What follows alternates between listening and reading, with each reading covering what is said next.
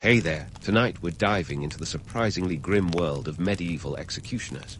Not the shadowy figures of legend, but ordinary folks wrestling with a job that was as unpopular as it was unavoidable. If these stories help you unwind, I'd love a quick like or subscribe, but only if they're genuinely working for you. I'm curious where in the world you're listening from, so drop your location and local time in the comments. It's amazing seeing our little community span the globe through these historical tales. Now find your comfort zone, perhaps turn on a fan for that gentle background hum, and let's venture into tonight's story together. So you're a medieval executioner. Congratulations. Not quite. You see, in the 14th century, this isn't a career you apply for with a letter of recommendation and a firm handshake. No, more likely, you were born into it, like a particularly unlucky heirloom passed down through generations, or you found yourself in it as punishment for your own misdeeds. That's right. Sometimes the executioner was just another criminal who got drafted into service. It's like community service with an extra dash of morbidity. Your status in society. Well, it's a mixed bag. Sure, you have a job, which is more than can be said for many during the Middle Ages when famine and disease were the unfortunate norms. But you're not exactly dining with the nobility. In fact, you're pretty much a social pariah. People might need you, but they don't want to be seen with you. You're like the medieval version of the unpopular kid, who's also the only one with a pool in summer tolerated but avoided. Now, let's talk money, because hey, even executioners have to pay the bills. A medieval executioner might earn about £20 a year, which seems modest, but remember, we're talking about a time when a skilled craftsman might earn the same. But don't start planning your medieval vacation just yet. They're often paid in goods rather than coins, maybe some grain, a pig, or a few chickens. And no, the executioner's meal deal isn't a thing, though it probably should have been. Perks of the job. Well, if you can call it that, you often get a house in the outskirts of town. That's not because you're getting the VIP treatment, but because nobody wants to live next door to the guy who lops off heads for a living. Your neighbors are more likely to be pests than people, and if you're really lucky, you might get a plot of land to grow your own food. After all, it's hard to find a grocery that delivers when you're the medieval equivalent of a bad omen. How did you end up in this role? The medieval justice system was a real piece of work, where the idea of innocent until proven guilty was as foreign as a fork at a feast. Public executions were big business, almost like a grim sport. Crowds gathered, as if attending a medieval rock concert, only with fewer loots and more axes. If your town needed a spectacle, you were the main act, whether you wanted to be or not. Justice was as much about entertainment as it was about righting wrongs, which is a disturbing thought in itself. So while the romantic notion of the executioner as a misunderstood hero might sound appealing, the reality is far from glamorous. You're not wielding the sword because of some deep-seated passion for justice. You're doing it because, frankly, you don't have many other options. And in a society that thrives on hierarchy and status, you're stuck at the bottom, hoping that the next head you roll doesn't end up being your own. Now, let's not forget the medieval justice system itself, the real puppet master behind your daily grind. It was a time of trial by ordeal, where guilt was determined by how well you survived a dunk in water or carried a hot iron. Spoiler alert, most didn't. And when the judges wanted to send a message, you were the FedEx of finality. From thieves to traitors, everyone got their turn at your chopping block, because mercy wasn't exactly medieval Europe's strong suit. In conclusion, being a medieval executioner wasn't for the faint of heart. You were the Grim Reaper's understudy, performing your duties with a mix of necessity and reluctance. As the crowd cheered, you swung your blade, knowing that you were both essential and expendable in a world that loved a good show, even if it was at the expense of your soul. Executioners of the medieval era, for all their grim celebrity, were anything but rock stars. Sure, they had a captive audience, pun intended, but their craft was less about flair and more about function. Let's get into the nitty-gritty of their daily grind, or as I like to call it, medieval executioner, the unfortunate internship. First up, beheading. You might think it's as simple as off with their head, but let me tell you, it was anything but. The executioner's axe or sword needed to be sharp enough to do the job in one clean swing. A dull blade would mean multiple attempts, which was not only gruesome, but could also turn the crowd against you. Imagine the medieval equivalent of a bad Yelp review, except here it could cost you your life. This wasn't a precision art like surgery. It was more akin to whacking a particularly stubborn tree trunk. If you managed it in one go, congratulations, you're a hero, albeit a very unpopular one. If not, well, let's just say your reputation took a hit. And then there was hanging, which was no less fraught with complications. Today, we have the long drop method, designed to break the neck quickly and reduce suffering. Back then, not so much. The short drop was more common, which didn't break the neck but rather strangled the victim. It was a slow, painful process, sometimes taking minutes or even hours. Talk about a tough crowd. People came for a spectacle, not a marathon. The executioner had to balance the art of knot tying with the science of weight and drop height, calculation that could mean the difference between a quick or lingering death. Get it wrong, and you might find yourself on the receiving end of some very unfriendly glares, or worse. The tools of the trade were as much a hazard as the job itself. Executioners wielded everything from axes to swords, and these weren't the balanced, elegant weapons you might see in a movie. These were clunky, heavy, and about as refined as a brick through a stained glass window. Maintenance was key, but hey, when you're barely scraping by with a few chickens and a plot of land, investing in a top-notch whetstone isn't exactly a priority. Imagine trying to perform brain surgery with a rusty butter knife, and you'll have some idea of the challenges faced. Now, compare these brutal methods to our modern standards of humane execution, if such a thing can be said to exist. Today, methods are devised to minimize suffering, thanks to advances in science and a somewhat more compassionate view on human rights. Lethal injection, for instance, aims to be quick and painless, though it has its own controversies. Back in medieval times, there was little room for such considerations. The goal was to make a statement, and nothing said, "Don't commit crimes," quite like a public execution that lingered in the memory of all who watched. But why, you might wonder, was the executioner not revered as a master of their craft? Well, they were stuck in a catch-22. Society needed them, but nobody wanted to admit it. Executioners were often seen as contaminated by death, shunned by the very people who depended on their grim services. You could be the best executioner in the land, but you weren't getting invited to the local tavern for a pint. Instead, you lived on society's fringes, both necessary and reviled. It's a bit like being an internet provider. Everyone needs you, but nobody wants to deal with you. As for the economic context, let's not forget that medieval Europe was a place where a loaf of bread could cost a day's wages. Executioners might earn a salary comparable to skilled craftsmen, but given the social stigma, their economic leverage was minimal. They often supplemented their income through other means, like disposal of the bodies, a grim side hustle if there ever was one. Some even acted as a sort of medieval mortician, preparing bodies for burial. Talk about multitasking.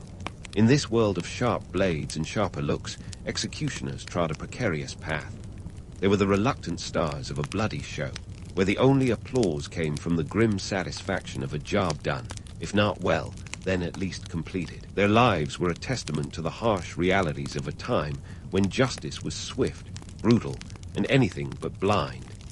And as the crowd dispersed, off to tell tales of the latest execution, the executioner was left to hone their tools and prepare for the next act in this endless, macabre theater. But let's not get ahead of ourselves. As the crowd thinned and the executioner returned to their abode, likely a humble dwelling on the outskirts of town, they faced the cold shoulder of medieval society. Imagine being the most necessary person that nobody wants to invite to dinner. Executioners were like the medieval version of a dentist, indispensable but avoided unless you absolutely had to see them. The social ostracism was real, folks. You weren't just the guy with the axe. You were a walking embodiment of death, and that didn't exactly make you the life of the party. Laws and church decrees weren't exactly throwing you a welcome parade either. In fact, they kept you at a distance, like a cat with a suspiciously wet nose. Thanks to decrees like Pope Innocent Roman III edict in 1210, executioners were often barred from receiving the sacraments or even entering a church. Your soul was as stained as your blade, according to the ecclesiastical powers that be. And your family, they were caught in the same net of stigma. Your children might as well have been wearing future executioner t-shirts. This was a job that stuck to you like old gum to a shoe. It wasn't just your career, it was your identity, whether you liked it or not. And heaven forbid you touched anything in town. People genuinely believed that whatever you laid hands on was tainted, like you were some kind of medieval Midas. But instead of gold, everything turned to doom. The economic implications were just as grim. Sure, you might earn the same as a skilled craftsman, but what good is a pocketful of coins if no one's willing to sell you a loaf of bread? Executioners often found themselves relying on subsistence farming, growing their own food, because the marketplace was as welcoming as a Monday morning at the DMV. Your plot of land was your lifeline, and you hoped your harvest was better than your social life. But here's the kicker. For all the shunning and shaming, society desperately needed executioners. They were the gruesome glue holding the justice system together. Take, for example, Nuremberg's 16th century executioner, Meister Franz Schmidt, who kept a diary of his work. This guy was famous for his detail and precision, yet he was still shunned at local taverns. Even a man of his skill couldn't shake the shadow of his profession. It's like being a Michelin star chef, but banned from cooking for anyone other than yourself. Thanks to the peculiar job stability of executioners, some families managed to transform this curse into a legacy. Families like the Sansons in France carved their niche over generations, becoming notorious executioners during the French Revolution. Yet, even with such notoriety, they were still outsiders. This paradox of being both indispensable and untouchable was the medieval version of "you're fired." Just kidding, we can't do without you. And then there were the laws. Legal codes from places like Switzerland dictated that executioners had to live in separate neighborhoods, sometimes even outside city walls. In Zurich, executioners and their families were confined to certain quarters, ensuring they were literally and metaphorically on the fringes. This wasn't just about societal disdain. It was about maintaining a sense of purity within the community, as if isolating executioners could somehow cleanse the collective conscience of their bloody business. The church, the law, and the townsfolk all worked together in this dance of dependence and disdain. Executioners occupied a unique social strata, below the salt, if you will. They were the necessary evil everyone loved to hate, embodying a collective moral ambiguity that allowed the rest of society to sleep a little easier, knowing justice, however bloody, was being served. So, next time you feel like your job's got you down, just remember, at least you're not living in a hut on the edge of town, barred from the local pub for being too good at your job. Executioners were the unsung anti-heroes of their time, shouldering the burden of societal sins without the benefit of absolution. They were the original, essential workers, long before the term became part of our modern lexicon, and their story is a testament to humanity's complicated relationship with justice, morality, and the very nature of necessity. And as the day faded into night, executioners prepared for yet another cycle of life and death, cleaning their tools and perhaps pondering their place in a world that both needed and rejected them. Their legacy remains a potent reminder of how society often compartmentalizes the uncomfortable necessities of life, a historical footnote that holds up a mirror to our own, often contradictory values. So, as the day faded into night, executioners prepared for another cycle of life and death, pondering their place in a world that both needed and rejected them. But let's pause and peel back the layers of myth and sensationalism that have wrapped themselves around the executioner's role like an overzealous medieval tabloid. Ah, the executioner, that hooded figure with a penchant for axes and ominous silence. Hollywood loves this image, doesn't it? It's the stuff of legends, like Robin Hood or King Arthur, except with more blood and fewer moral victories. In reality, though, the executioner wasn't some mysterious, shadowy figure lurking in the background. No, they were as ordinary as the cobbler or the blacksmith, but with a job description that would make most people squirm. Let's talk about those myths. For starters, that iconic black hood, pure fiction. The medieval executioner didn't need to hide their face like some budget superhero. Everybody in town knew who they were. It was hard to miss the guy responsible for public decapitations. Besides, if you're swinging an axe in front of a crowd, anonymity isn't exactly on the agenda. The hood, if it existed at all, was more about practicality, keeping blood splatter to a minimum. Think of it as medieval PPE. and the legend of the executioner's axe being a family heirloom passed down like Great-Aunt Bertha's wedding china. Not quite.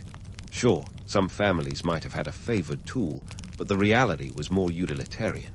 Executioners used what was available, and maintenance was sparty at best. You weren't swinging Excalibur. It was more like a garage sale find with questionable sharpness. The romanticized notion of a sacred tool passed through generations is much more appealing than the truth. Executioners often scavenged for equipment, making do with whatever was at hand. Now, let's dive into the psychological toll, because honestly, how do you cope when your 9-to-5 involves ending lives? The job wasn't just physically grueling, it was a mental marathon. You weren't just handling weapons, you were juggling the weight of public expectation, moral ambiguity, and personal isolation. It's enough to make anyone question their life choices, like a medieval existential crisis. Executioners often turn to the bottle for solace, which is hardly surprising. Alcohol was as much a medieval staple as bread and cheese. It dulled the edges of reality, took the sting out of social shunning, and made it easier to face another day. But let's not romanticize this as some kind of tragic artist narrative. The truth was less glamorous. Being an executioner could send you spiraling into addiction, and there were no medieval rehab centers offering a helping hand. And what about the coping mechanisms that didn't involve alcohol? Some executioners found solace in religion, despite the church's less-than-warm reception. The irony, of course, was palpable. Here you were, barred from the sacraments by day, seeking forgiveness from the divine by night. It's a bit like being stuck in an endless loop of guilt and redemption, a medieval catch-22. Others turned to record-keeping, a meticulous documentation of their work. Take Hans Schmidt, the executioner of 16th century Nuremberg, who kept a detailed diary of his accomplishments. This wasn't just a log. It was a form of catharsis, an attempt to impose order on the chaos of their lives. It's the ultimate in job satisfaction metrics, even if your boss is the Grim Reaper himself. Then, of course, there were the executioner families, those who managed to turn a generational curse into a peculiar kind of legacy. Families like the Sansons in France, who became infamous for their role in the French Revolution, didn't just survive, they thrived in their own macabre niche. It's a bit like a family business, but instead of selling shoes, you're dealing in heads. And yet, even with such notoriety, they were still outsiders, a reminder that celebrity doesn't always equate to acceptance. Executioners also faced a cultural paradox. They were often considered necessary evil, yet legends painted them as almost magical beings, wielding swords with precision and purpose. In truth, most of them were just trying to avoid botched jobs that could lead to an angry mob, or worse, personal appearance on the chopping block. The idea of the executioner as a misunderstood hero is compelling, but reality was more about survival than heroics. And let's not forget the economic context, because, surprise, medieval life wasn't all jousting tournaments and feasts. Executioners might earn the same as a skilled craftsman, but they were more like medieval freelancers, constantly hustling for gigs. If the town wasn't in a particularly bloodthirsty mood, you might find yourself struggling to make ends meet. It was feast or famine, literally. In this brutal, unyielding world, executioners were the unsung anti-heroes, shouldering society's darker desires without the benefit of absolution. Their legacy is a potent reminder of how societies compartmentalize uncomfortable truths, a historical footnote that holds up a mirror to our own often contradictory values. So next time you're feeling like your job's got you down, just remember, at least you're not swinging an axe for a living, shunned by society, and pondering if your career choice might just land you in the history books, if not for the reasons you'd like. And with that, we'll leave our executioner sharpening their tools, prepping for another grim performance in the macabre theater of medieval justice. Stay tuned for more on how these reluctant stars navigated the pitfalls of their peculiar profession, as we explore the complexities and contradictions of their role in the grand tapestry of history. So, as the executioner sharpens their tools for another day of grim duty, let's pivot from the blood-soaked medieval stage to the unraveling of this dark profession. You see, the executioner's role didn't just vanish overnight like a ghost in a bad horror flick. It was a slow fade, set against the backdrop of changing laws, shifting morals, and advances in technology. First up, the legal system began to grow a conscience, albeit slowly, like a teenager forced to clean their room. The Enlightenment rolled in with its revolutionary ideas about human rights and justice. Suddenly, the whole trial by ordeal thing seemed a bit barbaric. I mean, dunking someone in water to see if they float sounds more like a party trick than a legal proceeding. Out went the spectacle of public executions, and in came the more private and supposedly more humane practices. Let's throw in some numbers because, hey, they're the spices of history. By the late 18th century, countries like England were reducing the number of capital offences. In 1688, there were about 50 crimes punishable by death in England, but by the 1820s, that number had skyrocketed to over 200. Turns out, not everyone thought this was an improvement. But then, the pendulum swung back. Fast forward to the 19th century, and the British government decided to trim it back to just a few offences, like murder and treason. The number of executions plummeted like a poorly tied hangman's noose. And let's not forget public sentiment. People began to see public executions as less of a morality play and more of a bad circus act. The crowds that once gathered to cheer at the gallows started staying home, preferring to read about it in the papers. A grim bedtime story if there ever was one. By the mid-1800s, public executions were abolished in England. Out of sight, out of mind, as they say. Meanwhile, on the other side of the Atlantic, United States was having its own existential crisis about capital punishment. The electric chair made its debut in the late 1800s, hailed as a humane alternative to hanging. Spoiler alert, it wasn't exactly the instant lights out they promised, but it was a step toward less public gore. Technological advancements didn't just stop at the electric chair. The guillotine in France was a real game changer, efficient, quick, and oddly democratic. Everyone, from king to commoner, got the same treatment. But by the early 20th century, even the guillotine started to feel outdated, like a one-strendy gadget gathering dust in the attic. Public attitudes were evolving too. The rise of the human rights movement in the mid-20th century turned the spotlight on the ethics of capital punishment. The United Nations, for instance, began pushing for its abolition. Countries like Germany and Italy took note, scrapping the death penalty from their books entirely. So what does that leave us with today? Well, executioners as a profession have gone the way of the dodo, but their infamous legacy lives on in pop culture. From movies to TV shows, the executioner remains a staple character, often portrayed as a brooding anti-hero or a misunderstood villain. Think the Grim Reaper with a PR problem. But it's not just about entertainment. The dark allure of the executioner reflects our ongoing fascination with justice and its discontents. Modern justice systems, with their emphasis on rehabilitation over retribution, owe a lot to those early shifts in attitude. The legacy of the executioner reminds us of a time when justice was more about fear than fairness, a mirror to our own evolving values. And what about those medieval executioners of yore? Their story is a cautionary tale of how society can both need and revile a role. They were the original, essential workers, burdened with a task no one else wanted, but everyone demanded. Their lives, a blend of necessity and ostracism, reflect the complexities of a world that often struggles with its own moral compass. As we close this chapter on the executioner's tale, we see how their grim role continues to echo through history. From legal reforms to the ongoing debates about capital punishment, the executioner's shadow looms large. It's a reminder that justice, like those medieval blades, is a double-edged sword, capable of both protecting and punishing, depending on who wields it. So next time you find yourself pondering the quirks of history, spare a thought for the executioners. They were the unsung anti-heroes, navigating the murky waters of morality with nothing but an axe and a prayer. Their legacy, a testament to humanity's uneasy dance with justice, remains a vivid chapter in the story of our shared past. In the sweltering lowland jungles of ancient Mesoamerica, the Olmecs were busy doing what any self-respecting civilization would do, carving giant heads out of boulders. These weren't just any heads.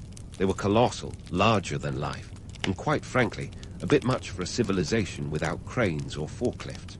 But hey, subtlety isn't always a priority when you're trying to make a statement. The Olmecs, often termed the mother culture of Mesoamerica, were all about grandeur, and these stone noggins were their calling card. Measuring up to 3 meters high, and weighing as much as 50 tons, they make your average garden gnome look like a squishy stress ball.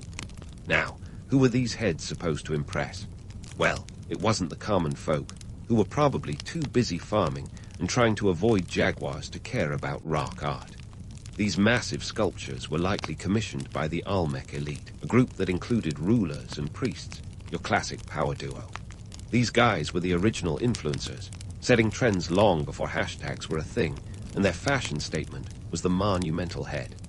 The Olmec civilization flourished between 1400 BCE and 400 BCE, mainly around the Gulf of Mexico, in what is now modern-day Veracruz and Tabasco.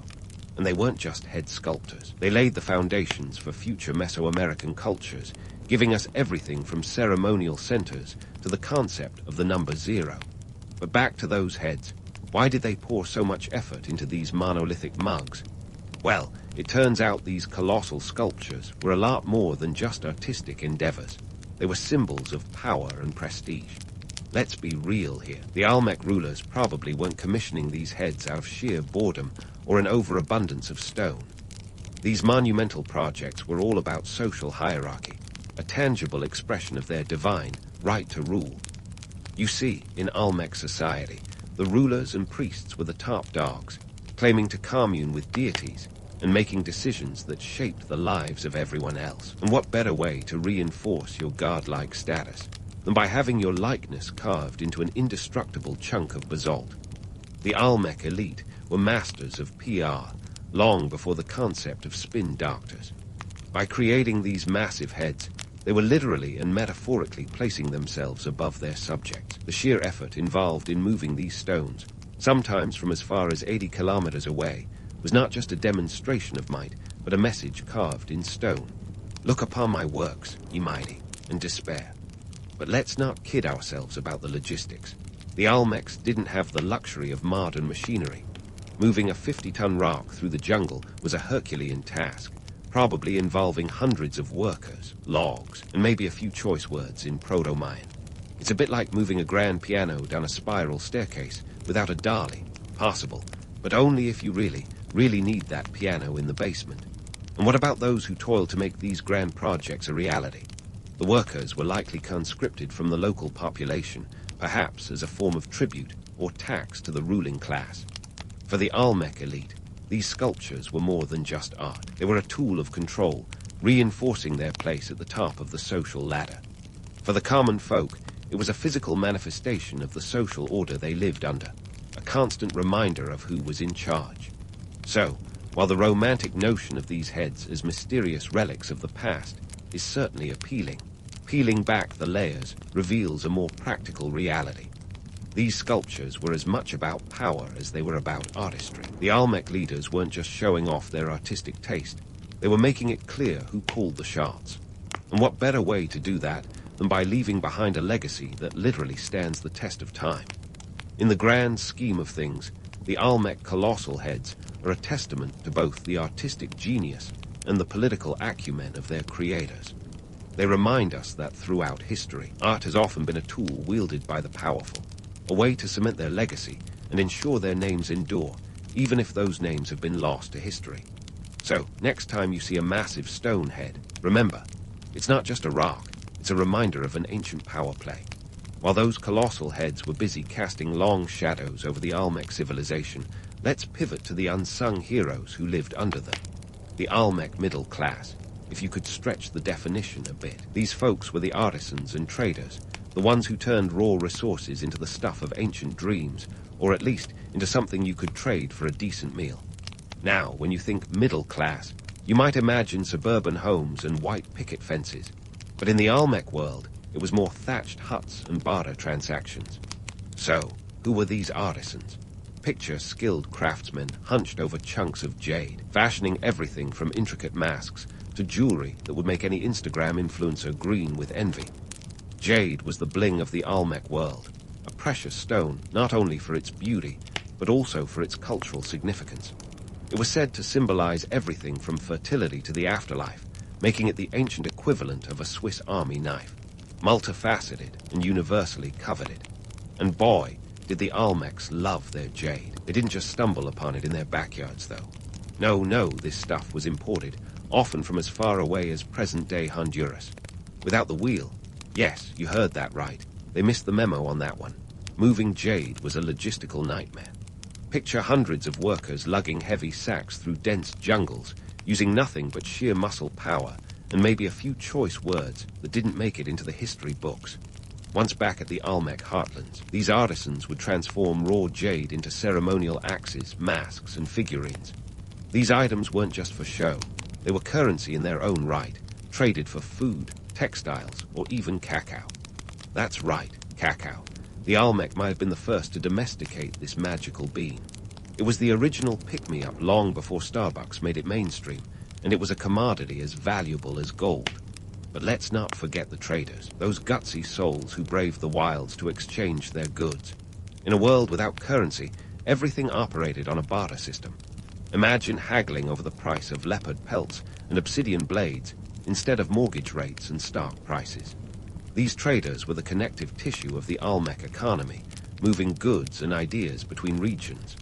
Their work was grueling, involving long treks and risky exchanges, a bit like ancient door-to-door salesmen, but with a much cooler product lineup.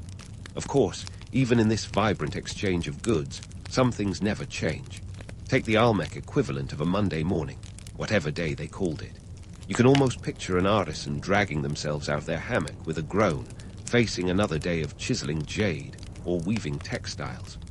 Life was a grind, and while they might not have had time cards to punch, the daily toil was a constant.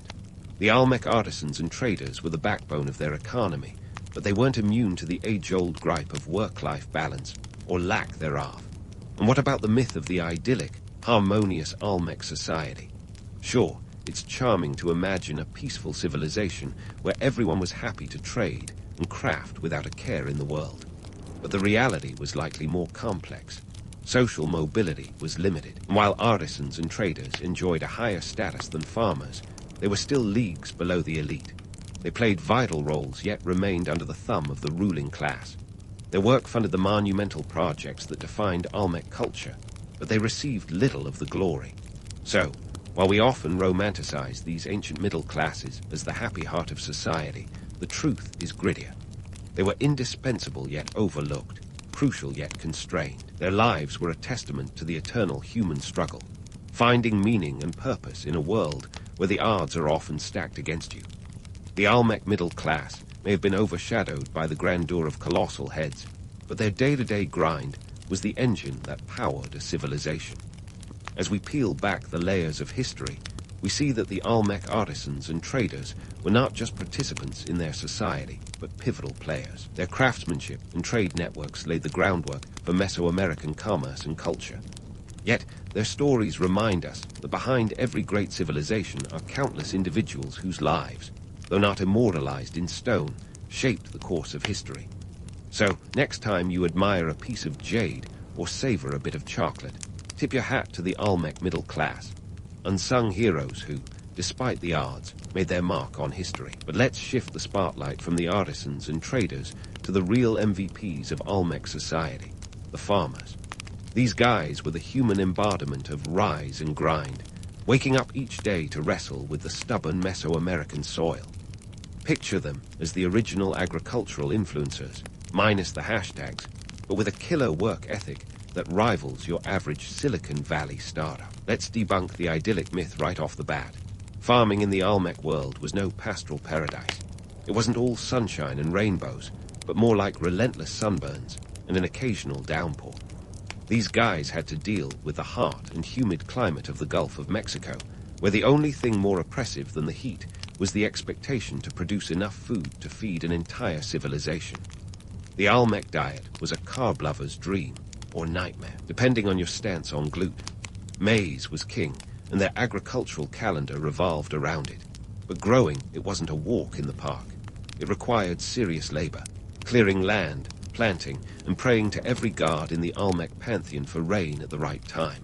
Without modern machinery, this was all done by hand, using methods that would make today's organic farmers look like industrial tycoons.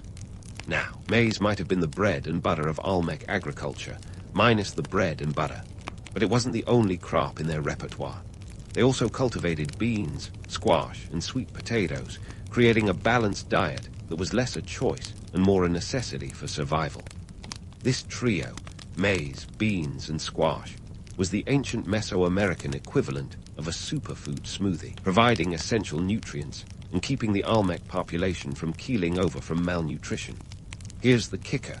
Despite their critical role, these farmers were the unsung heroes of their time.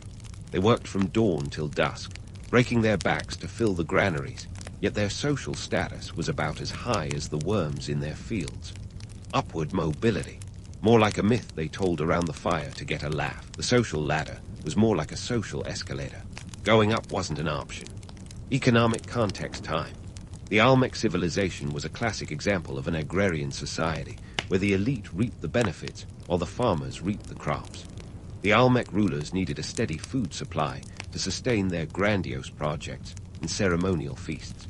Without the agricultural backbone, those colossal heads would remain little more than a blueprint scribbled on a parchment. The farmers were the engine that made the Olmec machine hum, but like all good engines, they were often overlooked until things went wrong.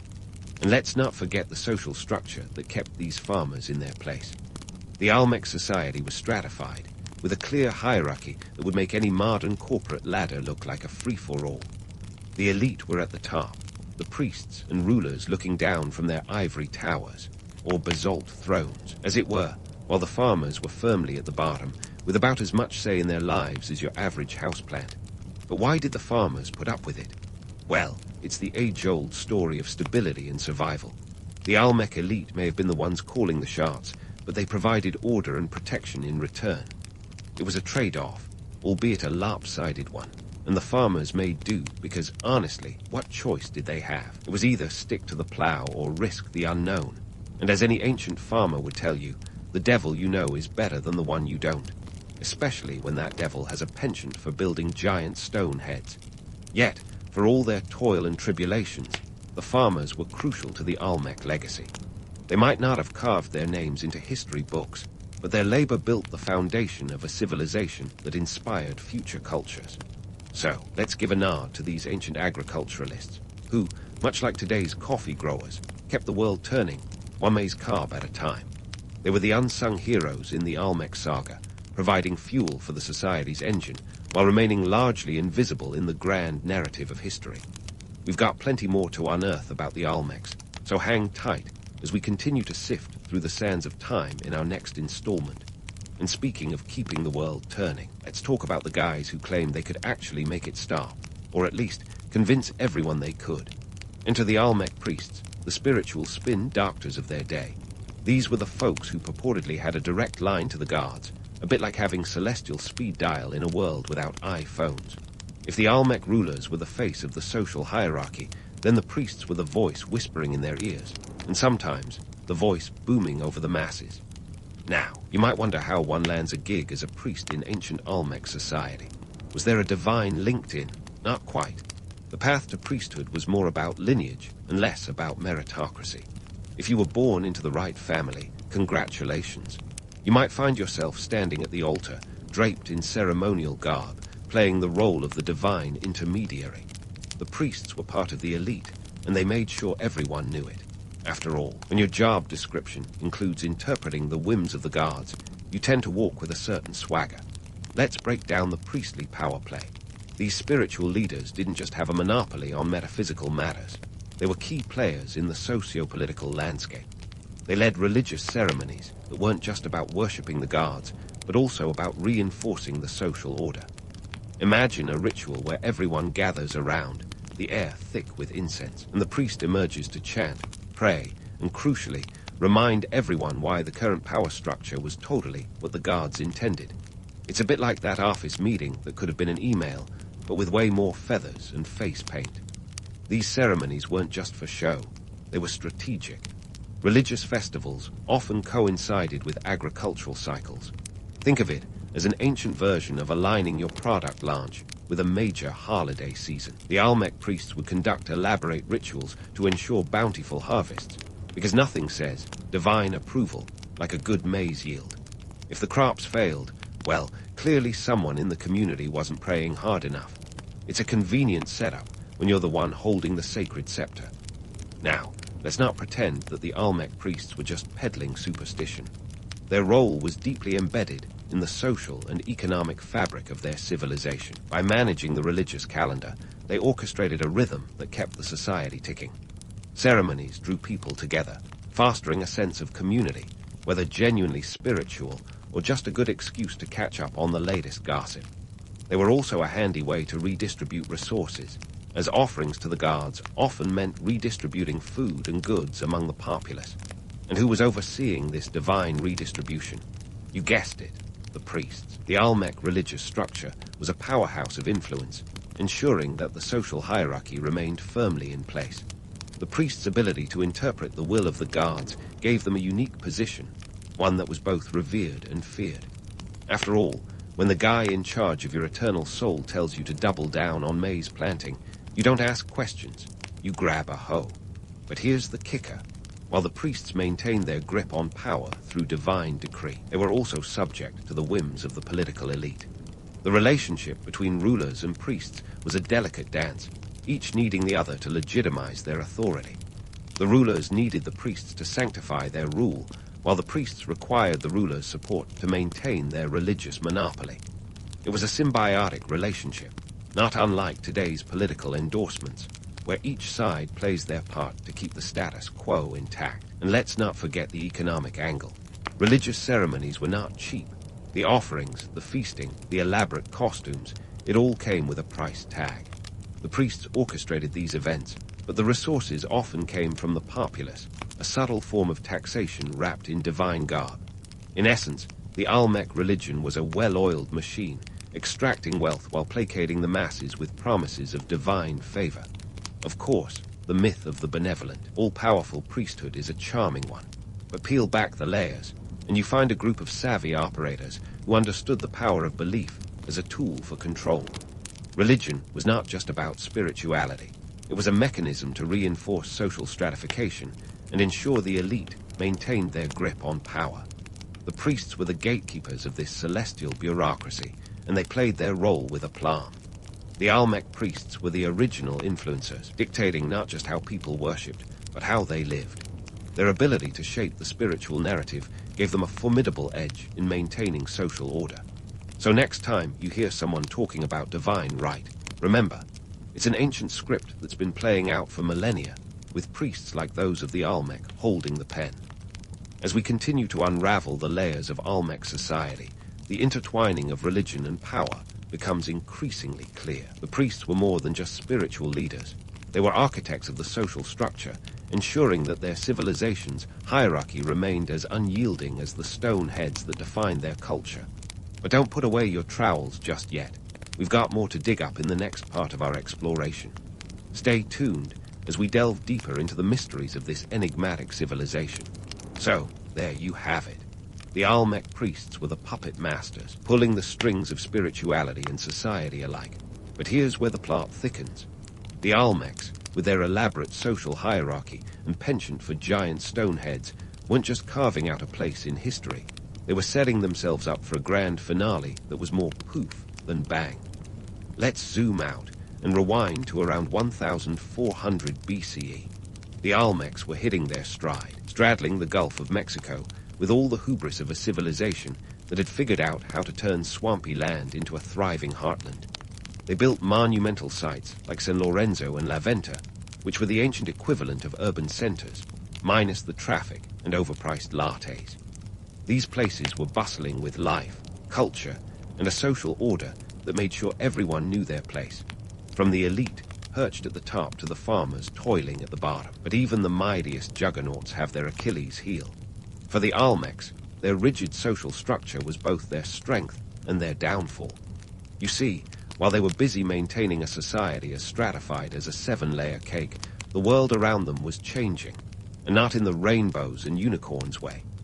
No, they faced environmental changes, resource depletion, and the occasional bout of regional conflict. It's the classic case of being so busy looking in the mirror you forget to notice the ceiling caving in.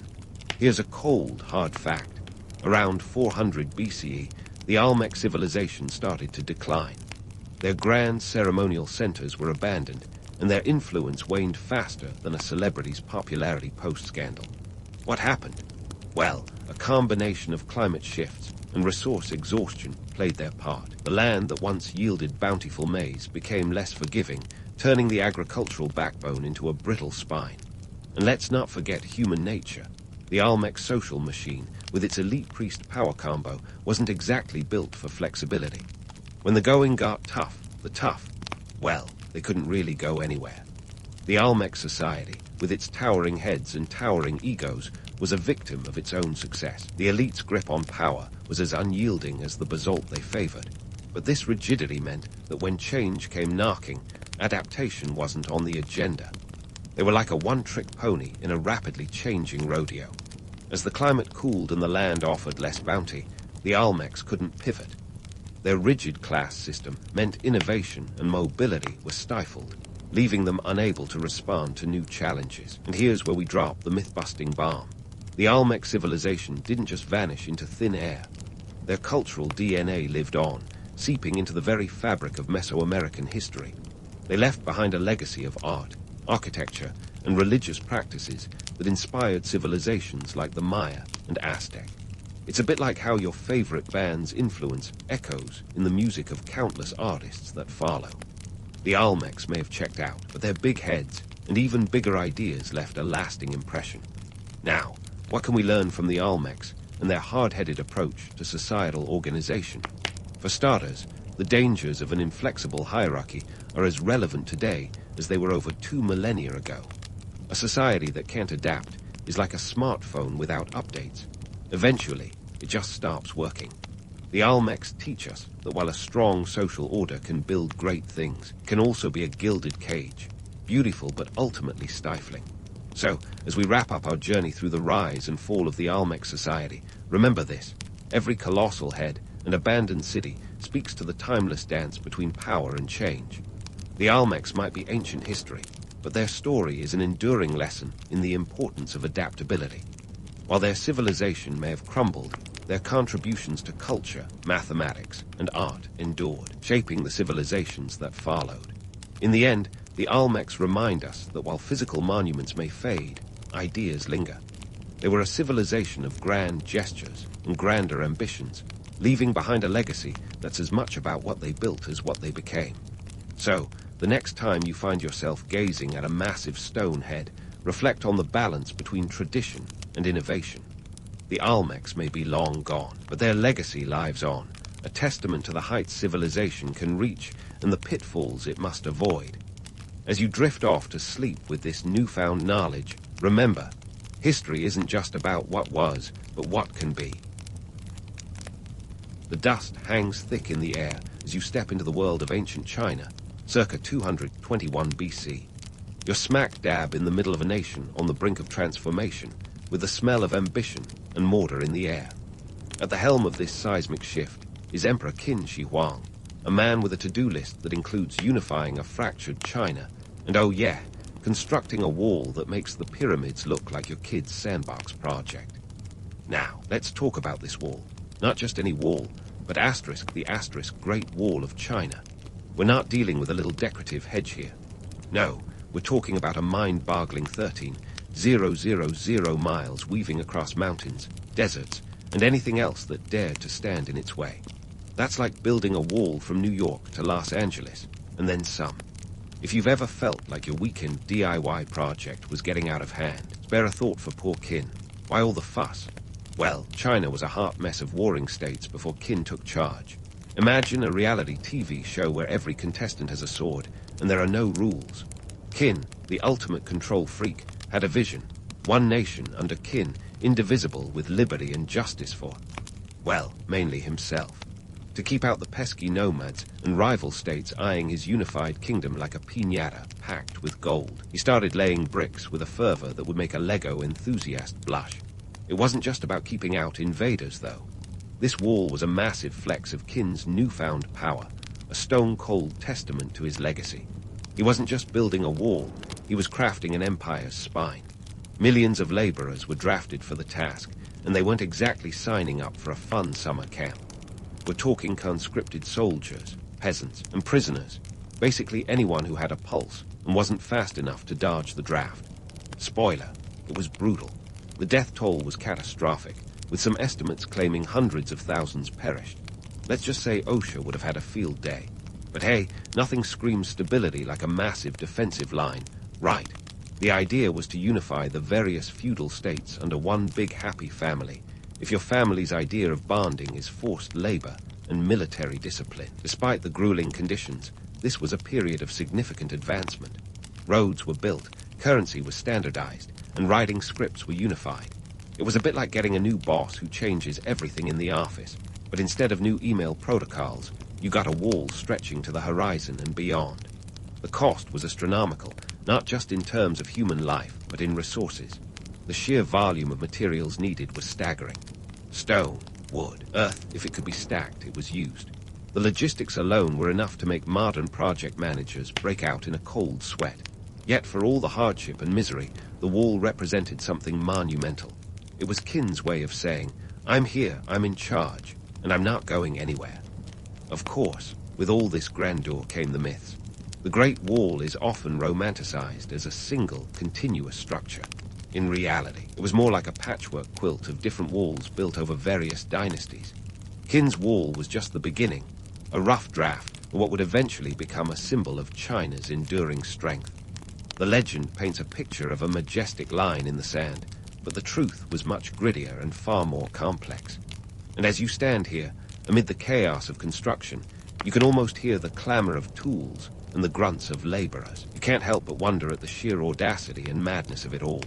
This isn't just a wall, it's a monument to ambition, a testament to the lengths one man would go to secure his legacy. Sure, it's easy to get swept up in the romance of it all, the valiant emperor, the sweeping landscapes. But behind the legend lies a tale of sweat, sacrifice, and a whole lot of stone. Welcome to the early days of the Great Wall, where dreams are big and the stakes are even bigger. Speaking of stakes, let's dive into the daily grind of those who actually hammered the metaphorical nails into this historic behemoth. Welcome to the not-so-glamorous life of a Great Wall laborer, where every day was a battle, and the battlefield was your workplace. Forget the romantic notion of a noble worker building a legacy brick by brick. The reality was more like a dystopian survival game, minus the chance to level up. Picture this. You're a soldier, farmer, or unlucky prisoner, rounded up by the emperor's decree. You didn't exactly volunteer, you were more voluntold. The pay, zilch. The perks, let's just say the 401k wasn't invented yet. Your new digs are a makeshift camp set against the unforgiving terrain of the northern mountains or the scorching expanse of the Gobi Desert. Not exactly Club Med, but hey, at least the view is constantly changing, if you survive long enough to enjoy it. The workday starts before dawn, with a wake-up call that makes your old rooster feel like an alarm clock on snooze.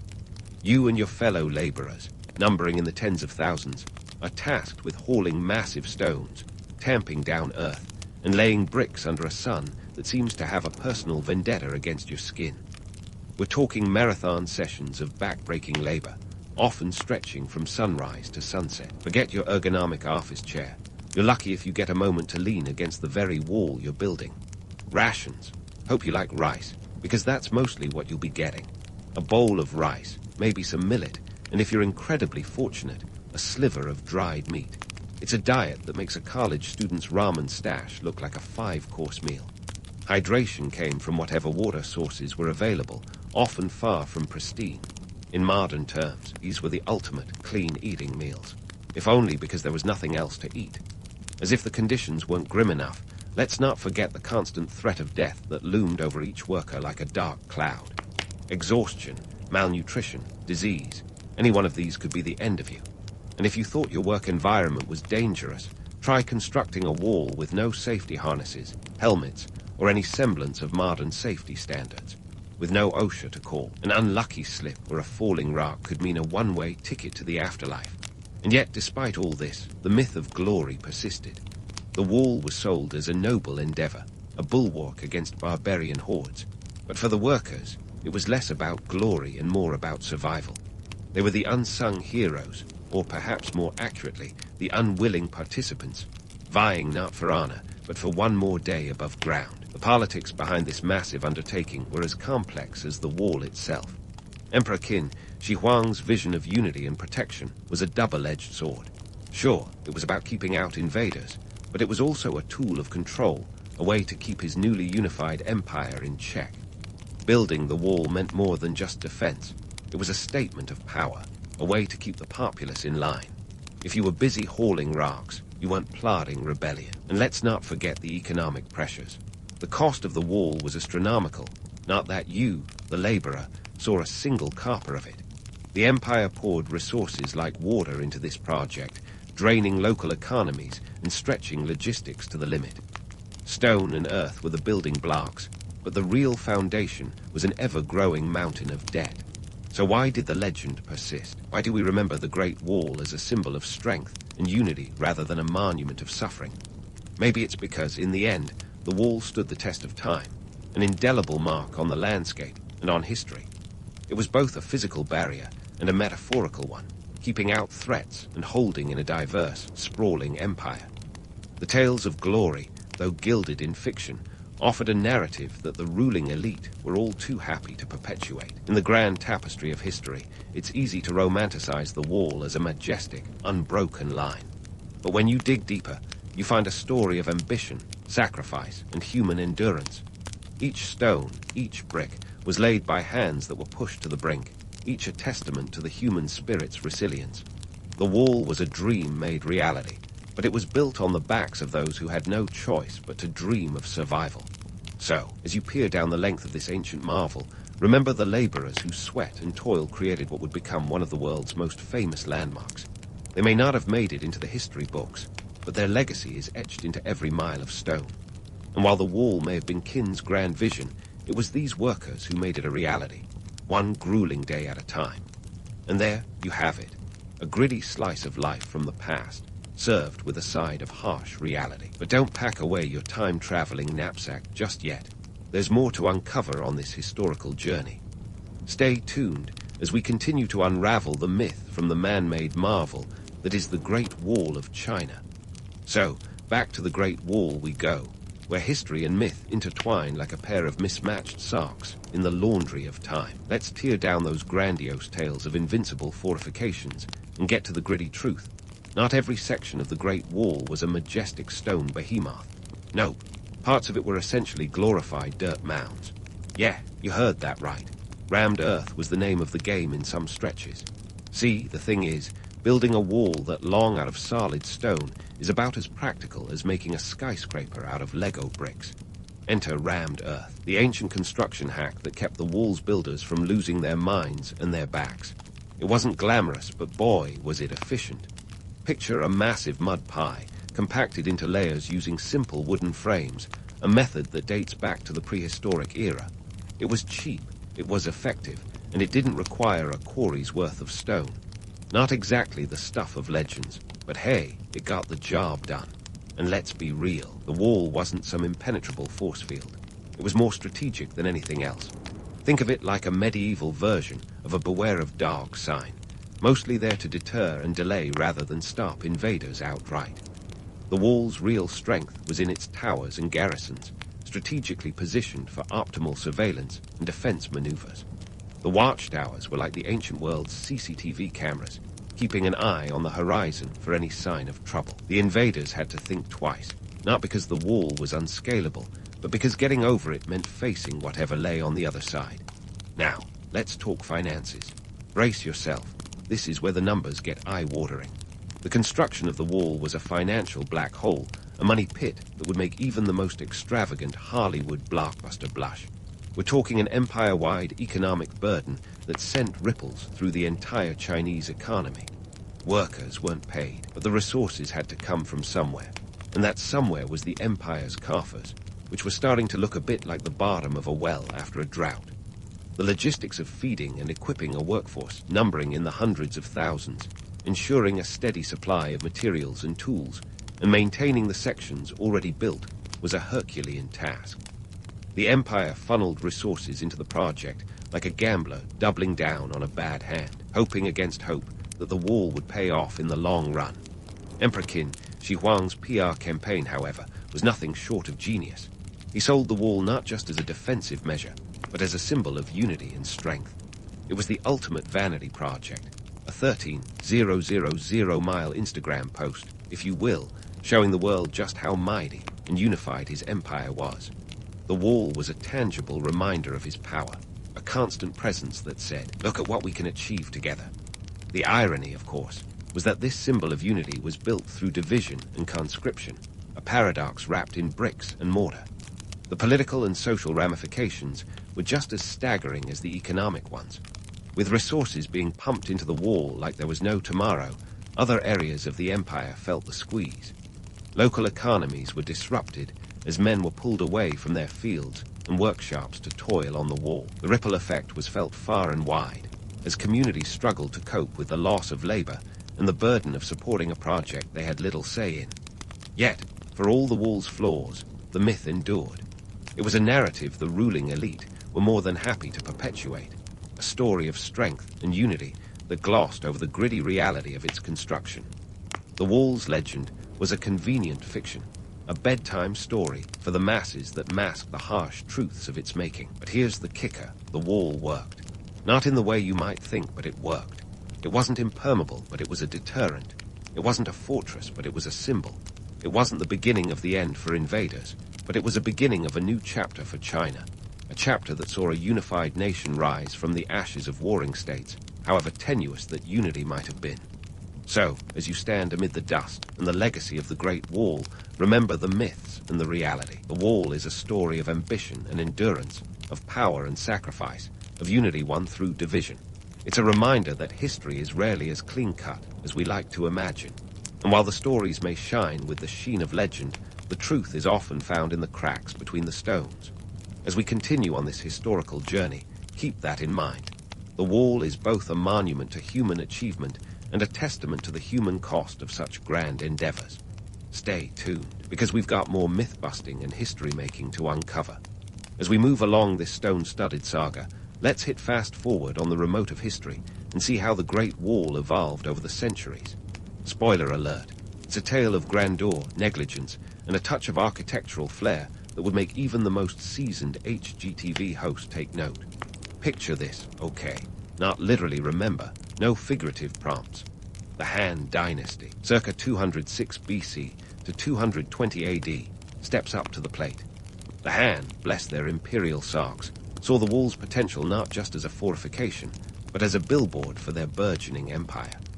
They extended Qin's original work, adding about another 1,000 miles, because why do anything small when you can do it huge, and on a budget that would make a Roman emperor blush? They also threw in some beacon towers, which were the ancient equivalent of a WhatsApp group chat, ensuring that any barbarians on the horizon got a flaming heart welcome. The Han's improvements, though significant, were a bit like putting premium gas in a clunker. They were dealing with the same issues as Qin: constant maintenance, labor shortages, and an economy stretched tighter than a drum.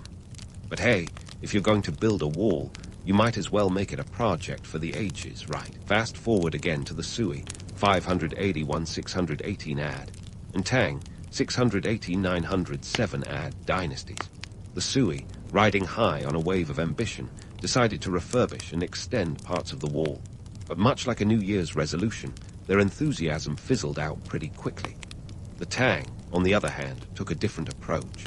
They figured, why bother with a wall when you can just make friends with the people on the other side? Thus, the wall saw less love during this period, as diplomacy took center stage. Now, let's talk about the big guns. The Ming Dynasty, starting in the 14th century. The Mings looked at the rammed earth walls and said, we can do better. Enter bricks and stone, the Louis Vuitton of building materials. The Ming Dynasty's contribution to the wall was like upgrading from a flip phone to the latest smartphone. They revamped over 500 miles of the structure, employing bricks, stones, and tiles, which, let's face it, are a tad more durable than dirt. Why the upgrade, you ask? Well, the Mings were facing the Mongols, and later the Manchus, formidable foes who weren't exactly put off by a bit of mud and earth. Nothing says, keep out, like a wall made of solid rock, and the Mings wanted to make sure their no-entry sign was loud and clear. This construction frenzy wasn't just about defense. It was a bold statement of power and permanence, a physical manifestation of their control over the land. But let's not forget the economic side of things. Ming's revitalization efforts were a financial whirlwind. The dynasty allocated vast resources to the wall's reconstruction, often at the expense of other state needs. Rumor has it the imperial accountants went through more abacuses than we go through smartphones. The wall became a colossal money sink, yet the Mings believed it was a necessary expense to protect their realm. However, the wall's importance wasn't purely military. It became a political tool, a symbol of stability and order. The Great Wall wasn't just about repelling invaders. It was about projecting strength and unity to the world and its own people. It was China's way of saying, we're here, we're united, and we've got the stonework to prove it. The Mings weren't just slapping bricks together for fun. They were responding to real threats and leveraging the wall as a propaganda tool. In a time of internal strife and external pressure, the wall was a constant, a reminder of what was at stake. It wasn't just about building a defense. It was about building a nation. But like any good soap opera, the wall's story had its ups and downs. As dynasties rose and fell, so did the wall's fortunes. Parts were left to crumble when priorities shifted, and resources dried up during times of peace or economic downturn. The wall, like a neglected heirloom, stood as a testament to past glories and present neglect. Despite its patchwork history, the legend of the Great Wall persisted, growing with each retelling. It was a narrative that captured the imagination, an epic of endurance and ambition. Yet behind the legend lay the truth of its construction, the sweat, the sacrifice, and the sheer human effort that went into its making. So, the next time you gaze at a picture of the Great Wall snaking its way over a mountainside, remember the dynasties that built, rebuilt, and sometimes forgot about it. It's a reminder that history is as much about the stories we tell as the stones we lay. Stay tuned for more myth-busting and historical unraveling as we continue to peel back the layers of this iconic structure. Now that we're all caught up on the wall's roller coaster ride through the dynastic merry-go-round, let's take a giant leap into the present day. Fast forward to the 20th century, and you'll find the Great Wall not just as a relic of ancient ambition, but as a symbol woven into the very fabric of Chinese identity. It's like that old family heirloom you didn't appreciate until you realized it had survived generations of change and upheaval. The wall, for all its rugged charm and patchwork history, has come to represent endurance, resilience, and unity in the face of adversity, qualities that resonate deeply in the modern Chinese psyche. But let's not kid ourselves. The Great Wall wasn't exactly front and center stage throughout modern history. For a while, it was more of a neglected celebrity, forgotten in the shadows of China's rapid industrialization and urban expansion. It wasn't until the mid-20th century that the wall began to re-emerge as a cultural icon. In the 1950, under Chairman Mao Zedong, there were serious discussions about preserving this ancient wonder. They realized, much like your grandmother might with her old silverware, that the wall was worth a bit of polish and care. Enter the age of tourism and globalization. The Great Wall, once a symbol of isolation, became a magnet for global visitors, each eager to walk along its storied stones. Today, over 10 million tourists visit the wall annually, turning it from a defensive structure into a global must-see. It's like the historical version of becoming a viral sensation. Everyone wants a piece of that ancient allure. Of course, with great popularity comes great responsibility, or in this case, a hefty price tag for maintenance and preservation. The wall's age-old enemy isn't just time anymore.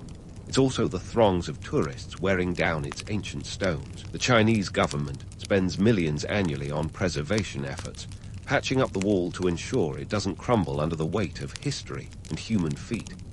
It's a delicate dance between keeping the wall accessible and guarding its integrity. A bit like managing a celebrity's public image while keeping their private life intact. And let's jump on that myth-busting train for a moment. We've all heard the tale that the Great Wall is the only man-made structure visible from space. Spoiler alert, it's not. If it were, we'd have to start worrying about privacy from galactic neighbors. In reality, the wall is about as visible from the moon as your local Starbucks is from Mars. The myth likely stems from the wall's sheer length and cultural significance. But alas, without a telescope, the wall blends into the landscape like a chameleon at a paint store. Now, let's talk symbolism. The wall today stands as a testament to human endeavor, a reminder of ambition that transcends the ages. It's a physical manifestation of the Chinese phrase, Chinese letter, Chinese letter, Chinese letter, Chinese letter, Chinese letter, Chinese letter, Chinese letter. Bu Dao Changsheng, Fei Hao Han. Meaning, he who has never been to the Great Wall is not a true hero. This phrase captures the wall's role in Chinese identity as a rite of passage, a symbol of strength and perseverance. It's not just a wall, it's an invitation to rise to challenges, to overcome obstacles, much like the builders who toiled on its stones centuries ago. And while we're on the topic of monumental ambition, the wall's global fascination is undeniable.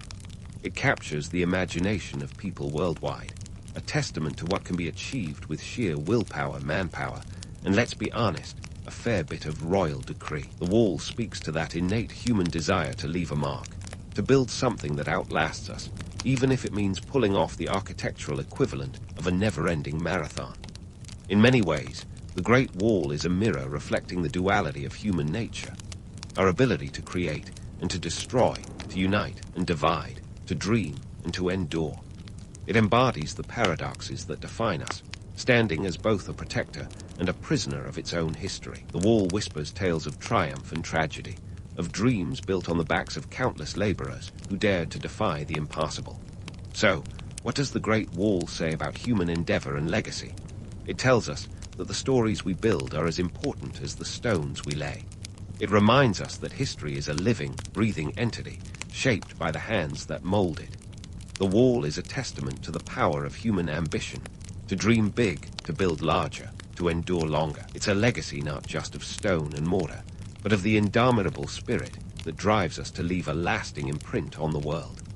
As we wrap up this journey through time, remember that the Great Wall, like all great structures, is as much about the people who built it as it is about the stones themselves. It's a story etched in sweat and stone, a monument to the audacity of those who dared to dream of something greater than themselves. So next time you find yourself standing before this ancient marvel, take a moment to appreciate the layers of history and humanity that have shaped it. After all, the wall is more than just a relic of the past. It's a testament to the enduring spirit of human endeavor, a reminder that our greatest legacies are built not just in stone, but in the stories we leave behind. In the tangled mess of 15th century France, where politics was a bit like a chaotic medieval soap opera, emerges a young girl from Dynasty who would flip the script on what it meant to be a peasant in a world ruled by knights and kings. Meet Joan of Arc, a teenager who somehow went from tending sheep to leading armies, all while claiming to hear voices from a divine DJ set up in the sky. But before we dive into Joan's extraordinary rise, let's set the scene of the world she was born into. Spoiler alert. It wasn't exactly a picture-perfect fairy tale. France, at this time, was a bit like a jigsaw puzzle where half the pieces were missing, and the other half belonged to a different game entirely. The 100 Years' War was raging on, a misnomer if there ever was one, because it actually lasted 116 years, from 1337 to 1453. France and England were like that feuding couple that just couldn't quit each other, battling over who got to wear the crown and control the French territories. And boy, did they take it personally. The war was a brutal slog of territorial disputes, punctuated by moments of sheer chaos and a healthy dose of medieval melodrama. Socio-politically, France was a fractured mess. The English controlled large swaths of the country, including Paris, and the French themselves were divided into factions. On one side, you had the Armagnacs, supporters of the Dauphin Charles, who was basically the Prince William of his time, waiting to nab the crown. On the other, you had the Burgundians, who, despite being French, were aligned with the English because, well, alliances were as changeable as the weather. Imagine trying to keep track of all this without the help of a PowerPoint presentation. Economically, things weren't much brighter. The war was expensive, like, I'm going to need to sell a kidney expensive. Taxes were high, the land was battered and bruised, and the average peasant was about as prosperous as a monk in a vow of poverty. Life expectancy hovered around 30 to 35 years, so making it to your 40th birthday was basically a miracle. Enter Joan, born around 1412 in Dynasty, a small village in northeastern France that was technically a part of the Armagnac territory, though it was often caught in the crossfire. Growing up, Joan was your typical peasant girl. She did chores, tended animals, and probably got into the medieval version of tick-tock, which likely involved chasing chickens. Her family was moderately prosperous for peasants, but in the grand scheme of things, they weren't exactly living in the lap of luxury. But Joan wasn't destined to live a simple peasant life. According to her, at the tender age of 13, she started hearing voices. No, not the kind that tell you to eat more chocolate, but those of saints like Michael, Catherine, and Margaret. Now, in today's world, claiming to hear celestial voices might land you a spot on a reality show, but in medieval France, it was surprisingly on brand. This was an era where divine intervention was the medieval equivalent of a get-out-of-jail-free card. Kings claimed God told them to rule, and knights often said they were on a holy mission, so why not a peasant girl? These voices, Joan said, instructed her to support Charles and help him reclaim his throne. It was a mission as audacious as it was improbable. Picture it, a teenage girl with no formal military training, claiming divine guidance to lead armies and influence a king. If you think about it, Joan might have been the original influencer, except instead of Instagram followers, she gathered armies. The political landscape of France at that time was ripe for a bit of divine intervention. Charles, the Dauphin, was in desperate need of a win. He was the uncrowned king, seen as weak and indecisive, and his legitimacy was constantly under attack. Not just a ruler without a crown, he was a ruler without much hope. The French needed a morale boost, a symbol of divine favor, and Joan, with her fiery conviction and saintly backing, seemed to be exactly that. Of course, the idea of a peasant girl leading an army was as outrageous then as it is now, but Joan's unwavering belief in her mission and her charismatic presence somehow convinced the right people to give her a shot. It's a testament to the desperation of the time and the power of belief, plus a little bit of nothing else has worked, so why not? Joan's story is often romanticized, a pure-hearted maiden on a divine quest, but let's not forget the harsh reality she faced. She was, after all, a teenage girl in a man's world where sexism was about as prevalent as head lice. Many of the men she encountered probably saw her as a temporary curiosity, a sideshow in the grim circus of war. Yet, through sheer force of will and an uncanny ability to inspire, Joan managed to carve out a place for herself in this brutal landscape. So, there you have it, the backdrop to Joan of Arc's remarkable rise. A country in chaos, a war with no end in sight, and a teenage girl who dared to believe that she could change the course of history. And as we delve further into her life, remember, while the legend of Joan is filled with glory and divine missions, the reality was a gritty, complex affair that would challenge even the most seasoned Game of Thrones writer. Stay tuned, because Joan's journey is just getting started, and trust me, it's one wild medieval ride. And so, with the backdrop set, and the stakes higher than a medieval knight's steed, Joan of Arc embarked on her audacious journey to meet Charles Roman VII, the Dauphin of France. Now, let's put this into perspective. This wasn't a quick Uber ride across town. We're talking about a perilous trek of over 350 kilometers from Domremy to Chinon, a journey that could make a modern-day marathon look like a stroll in the park. Joan was accompanied by a small band of loyal followers, including her first believers, who somehow found it reasonable to think a teenage shepherd could be the savior of France. The road to Chinon was fraught with danger, bandits, enemy patrols, and the occasional threat of getting clocked by a low-flying medieval pigeon were just a few of the challenges. But Joan, with her unwavering faith and a dash of teenage stubbornness, pressed on. By the time she reached Chinon in early 1429, her reputation, or rather, the rumor mill, had raced ahead of her. Here was a peasant girl claiming divine backing, ready to offer her services to a king who was essentially the French version of a beleaguered underdog. Now, let's talk about Charles Roman VII court. Imagine an assembly of skeptics who were more likely to believe in unicorns than in Joan's celestial mission. Charles himself wasn't exactly brimming with confidence. He was holed up in Chinon, surrounded by advisors who were about as optimistic as a cat in a room full of rocking chairs. When Joan arrived, she was met with more suspicion than a teenager claiming to have aced an exam without studying. The court's skepticism was understandable. After all, putting faith in a teenage girl with no military experience was about as sensible as trusting a toddler with a sword. Yet, Joan's conviction was fierce, and her presence commanding. She famously identified Charles in disguise during their first meeting, a nifty trick that seemed to bolster her claims of divine insight. Whether this was the result of genuine divine guidance or just a keen eye for detail, it certainly got people talking. With the Dauphin's tentative acceptance, the next hurdle was outfitting Joan for war. When it came to medieval military fashion, let's just say it wasn't exactly haute couture. Outfitting Joan was a costly affair. Armor was expensive, and the process of kitting out a soldier was akin to buying a small car today. Joan needed custom-made armor, tailored to fit her teenage frame, which wasn't something you could just pick up at the local armory. The cost of her outfit was around 100 livres, equivalent to several years' wages for a common laborer. Imagine the spectacle, a peasant girl donning armor worth more than her entire village annual income. But Joan wasn't just there for the fashion statement. She was there to lead.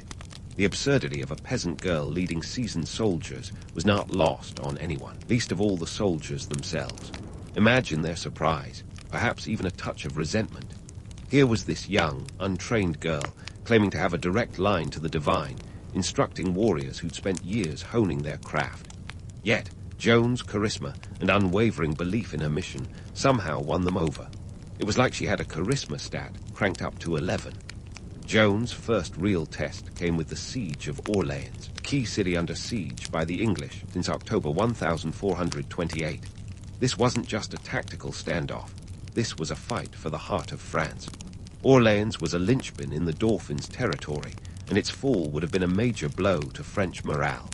Enter Joan, with her standard of guard in one hand and the weight of France's hopes in the other. The situation in Orleans was bleak. Supplies were dwindling, and morale was lower than a snake's belly in a wagon rut. But Joan, with her infectious confidence, breathed new life into the French forces. Her arrival was like a shot of espresso for the weary soldiers, a divine jolt of energy that promised victory. She was a master of morale, turning what could have been a disastrous defeat into a rallying cry. Joan's presence at Orleans was more than just symbolic. She had a knack for strategy, one that seemed to surprise even the most seasoned of commanders.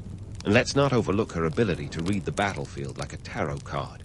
On May 7, 1429, she led a daring assault on the English fortifications, a bold move that turned the tides in favor of the French. Her leadership invigorated the troops, and the English, perhaps taken aback by the audacity of it all, were forced into retreat. The siege was lifted on May 8, a victory that reverberated through France like a peal of church bells. It was a turning point, both in the war and in Joan's burgeoning legend. Here was a peasant girl who, against all odds, had achieved what many thought impossible. She was hailed as a savior, a living legend in armor, and her story spread like wildfire. But let's not get too swept away by the romance of it all. The reality was far grittier. The logistics of 15th century warfare were a nightmare. Supplies had to be transported over long distances, often through hostile territory. Communication was slow, relying on messengers who could be intercepted or delayed. And the fashion, oh, the fashion. Armor was heavy and cumbersome, not to mention a nightmare to clean. Imagine trying to fight while encased in metal, sweating like a blacksmith at a summer fair. Joan's impact wasn't just in lifting the siege. It was in her ability to inspire and lead. She was a beacon of hope in a time of despair, a symbol of divine favor in a landscape ravaged by war. Her story is a testament to the power of belief and the strength of conviction. Yet, behind the myth was the harsh reality of medieval warfare, a grim reminder of the cost of conflict and the resilience of the human spirit. As we leave Joan at the cusp of her next chapter, the legend of the Maid of Orleans firmly established. Remember that this was only the beginning. The road ahead was fraught with challenges, both from enemies and allies. Her journey was far from over, and the story of Joan of Arc, saint and soldier, was just getting started. So strap on your metaphorical armor and stay tuned, because this tale of courage, conviction, and conquest is far from its final act. With the siege of Orleans behind her, Joan of Arc wasn't about to rest on her armor-clad laurels. She was on a mission, and like any good mission, it came with a checklist: liberate more French towns, rally the troops, and get Charles Roman VII crowned in rhymes. But let's not kid ourselves. This wasn't just a walk in the park with a fashionable entourage. It was a grueling series of military campaigns that would test Joan's mettle and ruffle more than a few feathers in the French military elite. First stop on Joan's post-Orleans tour was the Loire Valley. Now, some folks might have thought the English would simply pack up and head home after their humiliating defeat, but those guys were nothing if not stubborn. The battles of Jargeau, Meung-sur-Loire, and Beaugency were next on the docket, and Joan was right in the thick of them. She was like a one-woman wrecking crew, inspiring the French forces to push the English back, town by town. It was a medieval version of a road trip, with less sightseeing and more sword fighting. By June 1429, with the English retreating faster than a cat from a bath, Joan set her sights on Rheims. This city was key, not just for its symbolic value as the traditional site of French coronations, but for its strategic importance. Getting Charles crowned there was like stamping officially legit on his claim to the throne. But first, they had to get there, which meant traversing enemy-held territory, a bit like planning a road trip through the world's most hostile neighborhood. The journey to Rheims was a testament to Joan's growing legend. Towns along the way, like Troyes and Chalons, surrendered without much of a fight, persuaded by the aura of invincibility that seemed to follow Joan. It was like she had the best PR team in medieval Europe, and they were working overtime. By July 1429, Charles Roman VII was crowned in Rheims Cathedral, with Joan standing proudly by his side. For a girl who'd been tending sheep just a few years earlier, this was the medieval equivalent of winning an Oscar, a Nobel Prize, and a gold medal at the Olympics all rolled into one. But let's pause for a moment and consider the political implications of this crowning achievement. Suddenly, Charles Roman VII wasn't just the Dauphin anymore. He was the King of France, with all the legitimacy that came from a coronation in Rheims. And who did he have to thank for this royal upgrade? A teenage girl who claimed to hear voices, dressed in armor, and led armies with all the confidence of a general twice her age. It was a PR win for Charles, but a bit of an awkward situation for the seasoned military commanders who'd been upstaged by Joan's divine heartline. As Charles settled into his new role, the cracks in Joan's public image began to show. The military brass, whose egos were probably as battered as their shields, didn't take kindly to being overshadowed. Imagine being a career soldier, trained in the art of war, only to be outshone by someone who, until recently, considered milking cows a daily highlight. Jealousy and skepticism began to bubble beneath the surface, like a pot left too long on the fire. Joan's success, while undeniable, was a bitter pill for some to swallow. And then there was the matter of the fickle public opinion. Joan was hailed as a hero, a savior, and a saint. But let's not forget, people love a good scandal, and medieval politics was a veritable soap opera of intrigue. Same crowds that cheered her victories could just as easily turn against her if the winds shifted. Public favor was as predictable as a cat's mood, and Joan, despite her divine backing, was not immune to the whims of the masses. Amidst all this, Joan continued her military campaigns. Her next big move was the attempt to retake Paris, a city under English control. Now, history buffs might tell you that Paris wasn't exactly rolling out the red carpet for Joan's arrival. The city was well defended, and the siege was a tough nut to crack. Joan's forces met with stiff resistance, and her earlier string of successes hit a snag here. On September 8, 1429, during the assault on the city, Joan was wounded, a reminder that even the most divinely favored warriors are not invincible. This setback was a turning point, both for Joan and her legend. The attack on Paris was called off, and Joan's aura of invincibility took a hit. But let's not get too dramatic. This wasn't the end, far from it. Joan's story was far from over, and the myth and reality of her life continued to intertwine in ways that would baffle historians and inspire generations. Now, if you're wondering why this teenage girl with a penchant for military strategy and saintly visions became such a polarizing figure, look no further than the medieval political scene. It was like a game of chess, but with less strategy and more backstabbing. Joan's rise to prominence disrupted the status quo, and those who thrived in the murky waters of medieval politics weren't exactly thrilled about it. Joan's presence was a double-edged sword. On one hand, she was a rallying point, a symbol of hope that invigorated the French cause like a double shot of espresso. On the other, she was a constant reminder that the established order had failed, that it took a teenage girl claiming divine inspiration to do what seasoned leaders could not. Her victories were their failures, and that didn't sit well with everyone. As the year wore on, Joan's star continued to shine, but the shadows grew longer. The political landscape was shifting, and the support she once enjoyed was increasingly fragile. The seeds of doubt were being sown, and Joan, ever the warrior, was about to face battles that couldn't be won with swords and strategy alone. The fickle nature of public opinion, coupled with the jealousy of those in power, would soon test her resolve in ways that even her divine voices might not have foreseen. So, as we leave Joan poised on the precipice of her next challenge, remember that her story is one of both legend and reality. A tale of courage, conviction, and the complexities of human nature played out against the backdrop of a war-torn France. Stay tuned, because the journey of Joan of Arc, a saint and soldier, is far from its final chapter. As we rejoin Joan of Arc on her incredible journey, it's clear that her story was always teetering on the precipice of legend and disaster. The political winds in 15th century France shifted more frequently than a medieval knight's allegiance, and Joan was about to find out just how treacherous they could be. It was the spring of 1430, and Joan's string of successes had made her something of a medieval celebrity. She was the talk of the taverns, the subject of troubadours' ballads, and a headache for anyone who liked their power unchallenged. But that fame came with its own set of problems. Like a celebrity who finds the paparazzi waiting at their every move, Joan's every step was scrutinized, and not always by friendly eyes. Enter the Burgundians, allies of the English and masters of opportunism. In May of that year, Joan found herself in Campigny, a strategic city under threat. Ever the fearless leader, she rode out to lift the siege, but this particular campaign was destined for a less triumphant outcome. During a skirmish on May 23, Joan was thrown from her horse and captured by the Burgundians. This wasn't just a minor setback. This was a full-blown catastrophe. Imagine being the medieval equivalent of a superstar and suddenly finding yourself in the hands of your rivals. It was like a plot twist straight out of a Shakespearean drama. Now, here's where the economics of medieval warfare come into play. Capturing Joan was like hitting the jackpot.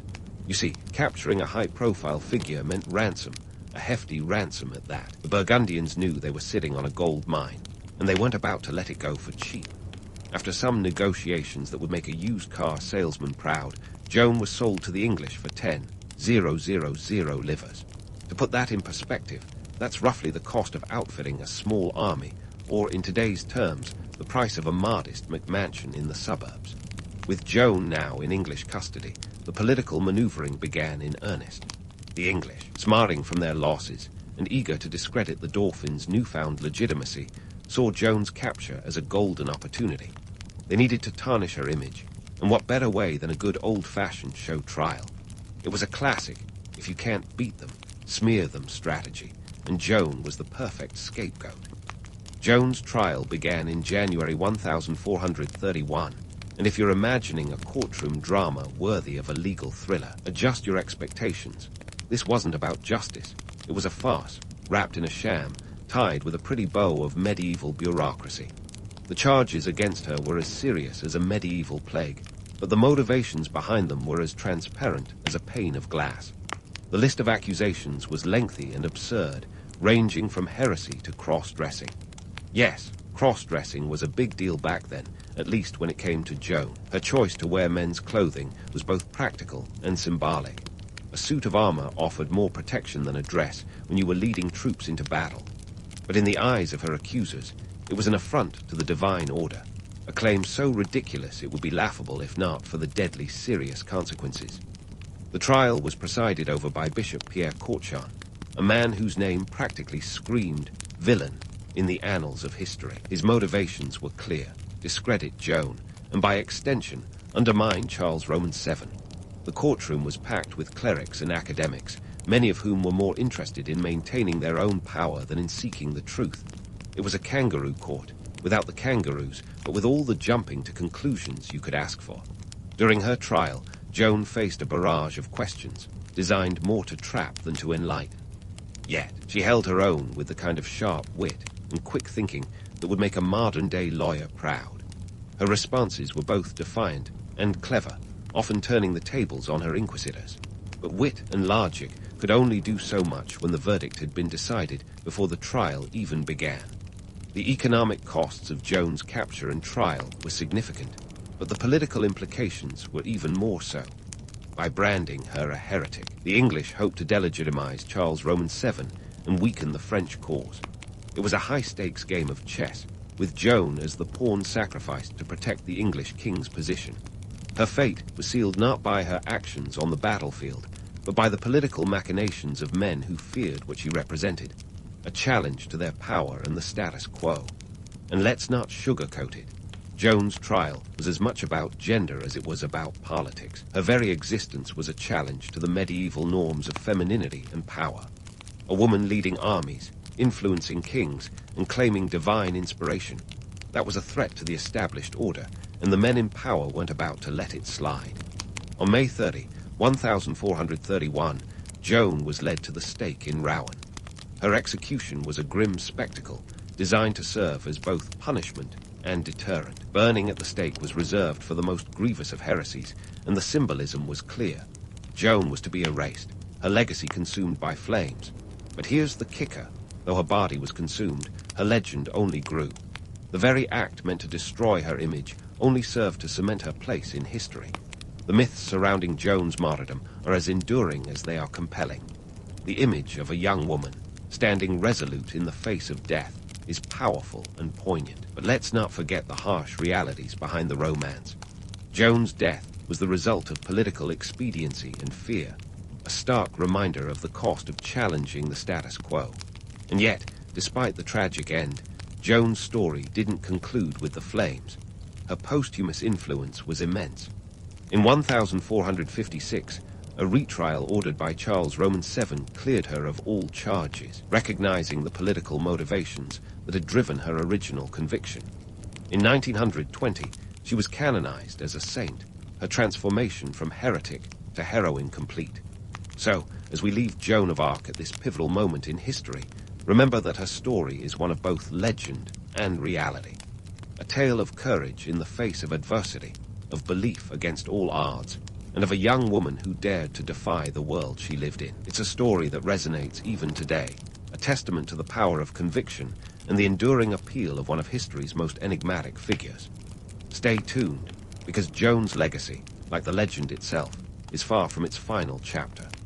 Joan of Arc's story, like the finest wine, improved with age, gaining layers of complexity and richness long after her ashes had cooled. The flames intended to erase her instead kindled a legacy that would smolder through the ages, ultimately blazing into sainthood. But let's not get ahead of ourselves. First, we need to navigate the winding road of her posthumous reputation, a path more twisted than a medieval pretzel. For 2 decades after her death, Joan's name lingered like an unaddressed elephant in the room of French politics. Charles Roman VII, now comfortably ensconced on his throne, had a kingdom to secure and alliances to mend. Publicly vindicating a woman once branded a heretic was about as politically risky as juggling flaming swords. Yet, in 1456, Charles ordered a retrial.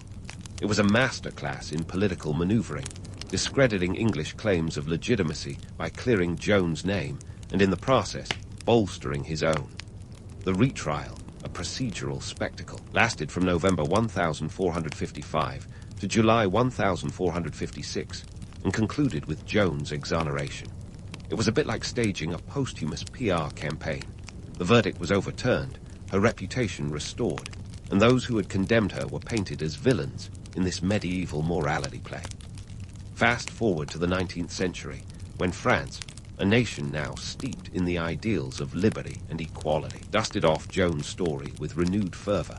Her legend became a rallying cry for national pride, a patriotic beacon shining through the fog of history. In 1849, the city of Orleans erected a statue in her honor, a testament to her enduring influence. Joan was no longer a mere footnote in history. She was a symbol, a banner under which the French could unite. This shift was like watching a phoenix rise from the ashes, except the phoenix wore armor and rode into battle with a flag rather than feathers.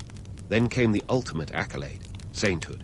In 1920, Nearly 500 years after her execution, the Catholic Church canonized Joan. It was a climactic moment in the saga of a woman who'd once been condemned by that very institution. The irony, of course, is as thick as a medieval stew. Here was a saint canonized by the same church that had once branded her a heretic. It's a sharp reminder of how time can flip the script, turning a vilified figure into a revered icon. The canonization wasn't just a religious gesture. It was a political one, too, a nod to Joan's role as a unifying force in a fractured world. But why does Joan's story continue to resonate? Well, it's partly because she embodies the timeless struggle against the odds. Joan is the ultimate underdog, the peasant girl who, against all expectations, challenged the might of empires. Her story is a cocktail of courage, conviction, and controversy, each ingredient contributing to her enduring allure. And let's face it, we humans are suckers for a tale where the underdog triumphs over adversity, especially when it involves a bit of divine drama. The myths surrounding Joan are as fascinating as the facts. The visions, the voices, the miraculous victories, these elements shimmer with the romantic appeal of a fairy tale. Yet, beneath the gilded veneer lies the gritty reality of a young woman navigating a world rife with political intrigue and social constraints. Joan's life was no fairy tale. It was a battle, both literal and figurative, against a society that resisted change more stubbornly than a mule in a mud pit. Her story is a potent reminder of the power of belief and the price of challenging the status quo. In modern times, Joan has become a symbol for various movements, each finding in her story a reflection of their own struggles. Feminists hail her as a trailblazer who defied gender norms, while nationalists celebrate her as the ultimate patriot. Even the fashion world has taken note. After all, who can resist the allure of armor with a side of divine inspiration? Joan's narrative is like a chameleon, adapting to the needs of each generation, proving that while the world changes, the appeal of a good story doesn't. So, as we wrap our journey through the life and legacy of Joan of Arc, let's pause to reflect on the lessons her story imparts. Joan's tale is a testament to the resilience of the human spirit, a saga of faith and fortitude that transcends time. Her life, though cut short, casts a long shadow, one that continues to inspire and provoke thought. In the end, Joan of Arc teaches us that while history might be written by the victors, legends are forged by those who dare to defy it. And in that defiance, we find the essence of what it means to be truly human. In the bustling city of Pella, where the ancient Macedonian sun had a habit of glaring down with the intensity of a particularly judgmental mother-in-law, a young Alexander was being groomed for greatness. Now, we're not talking about the kind of grooming that involves a good haircut and a pep talk. This was the real deal. Aristotle himself, the philosophical heavyweight of the era, was tasked with shaping Alexander's mind. Imagine being a teenager with a tutor who not only knows his Plato from his Pythons, but also expects you to keep up. Aristotle wasn't just teaching philosophy, he was crafting a future conqueror's strategic mind. Alexander's education wasn't your average come-to-class, take-some-notes situation. It was more like a TED talk marathon with philosophy, science, and a sprinkle of ethics thrown in for good measure. Aristotle, with his extensive knowledge, wasn't just about lofty ideas. He was about applying them. Alexander learned to think, to question, and crucially, to strategize. This wasn't just intellectual agility, it was mental cross-fit. Aristotle taught Alexander about the importance of empirical observation, a skill that would become as crucial on the battlefield as it was in the classroom. But let's not pretend it was all deep, meaningful discussions under the olive trees. Teenage Alexander had to deal with some logistical nightmares too. You see, conquering the known world isn't just about heroic charges and stirring speeches. It's about the unsung art of logistics. Feeding an army of tens of thousands wasn't as simple as hitting up the local agora for some pita and hummus. Nope, it was a colossal undertaking that could either make or break a campaign. Each soldier needed around 3 pounds of grain a day, and then there were the horses to consider. You think Uber Eats is expensive? Try supplying food for an army on an ancient battlefield. Now, let's talk about the reality of marching 20 miles a day, which, in ancient times, was basically the equivalent of running a marathon with a boulder strapped to your back. The Macedonian soldiers had to contend with all sorts of delightful challenges. Blistering heat, freezing cold, and the kind of foot blisters that would make anyone wince. Alexander, however, understood the importance of morale. He didn't just command from the rear, he led from the front. He was right there with his men, sharing in their hardships, and that won him a kind of loyalty that no amount of gold could buy. Speaking of gold, let's take a little detour to the city of Gordium, where we encounter one of the most famous episodes in Alexander's early career, the Gordian knot. Legend had it that whoever could untie this impossibly complex knot would become the ruler of Asia. Most people took one look at the knot, sighed deeply, and decided to pursue other hobbies. But Alexander, in his typical ain't-nobody-got-time for this fashion, did something rather unexpected. Instead of fiddling with the knot like a befuddled sailor, he simply drew his sword and sliced it open. Problem solved. This wasn't just a clever trick, it was a statement. Alexander was showing that he wasn't bound by conventional thinking. He was a man of action, willing to cut through the nonsense, quite literally, to achieve his goals. This incident tells us a lot about Alexander's problem-solving skills. He wasn't afraid to think outside the box, or in this case, outside the knot. It was a classic example of his ability to adapt and overcome, qualities that would serve him well as he carved out one of history's most extraordinary empires. Yet, let's not get too carried away with the romance of the tale. While the Gordian knot is a great story, it's also a reminder of how history loves a good legend, even if it means glossing over the finer details. Alexander's early years were a blend of intellectual rigor, logistical challenges, and the kind of bold thinking that would set him on a path to greatness. He wasn't just a warrior. He was a scholar, a strategist, and a leader who understood the intricate dance between inspiration and practicality.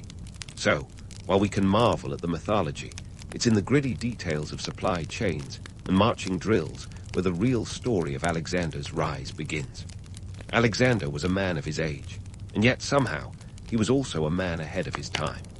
Now, as Alexander sliced through the proverbial Gordian knot, he was doing more than just flexing his problem-solving muscles. He was signaling to the world that he wasn't your average warrior king.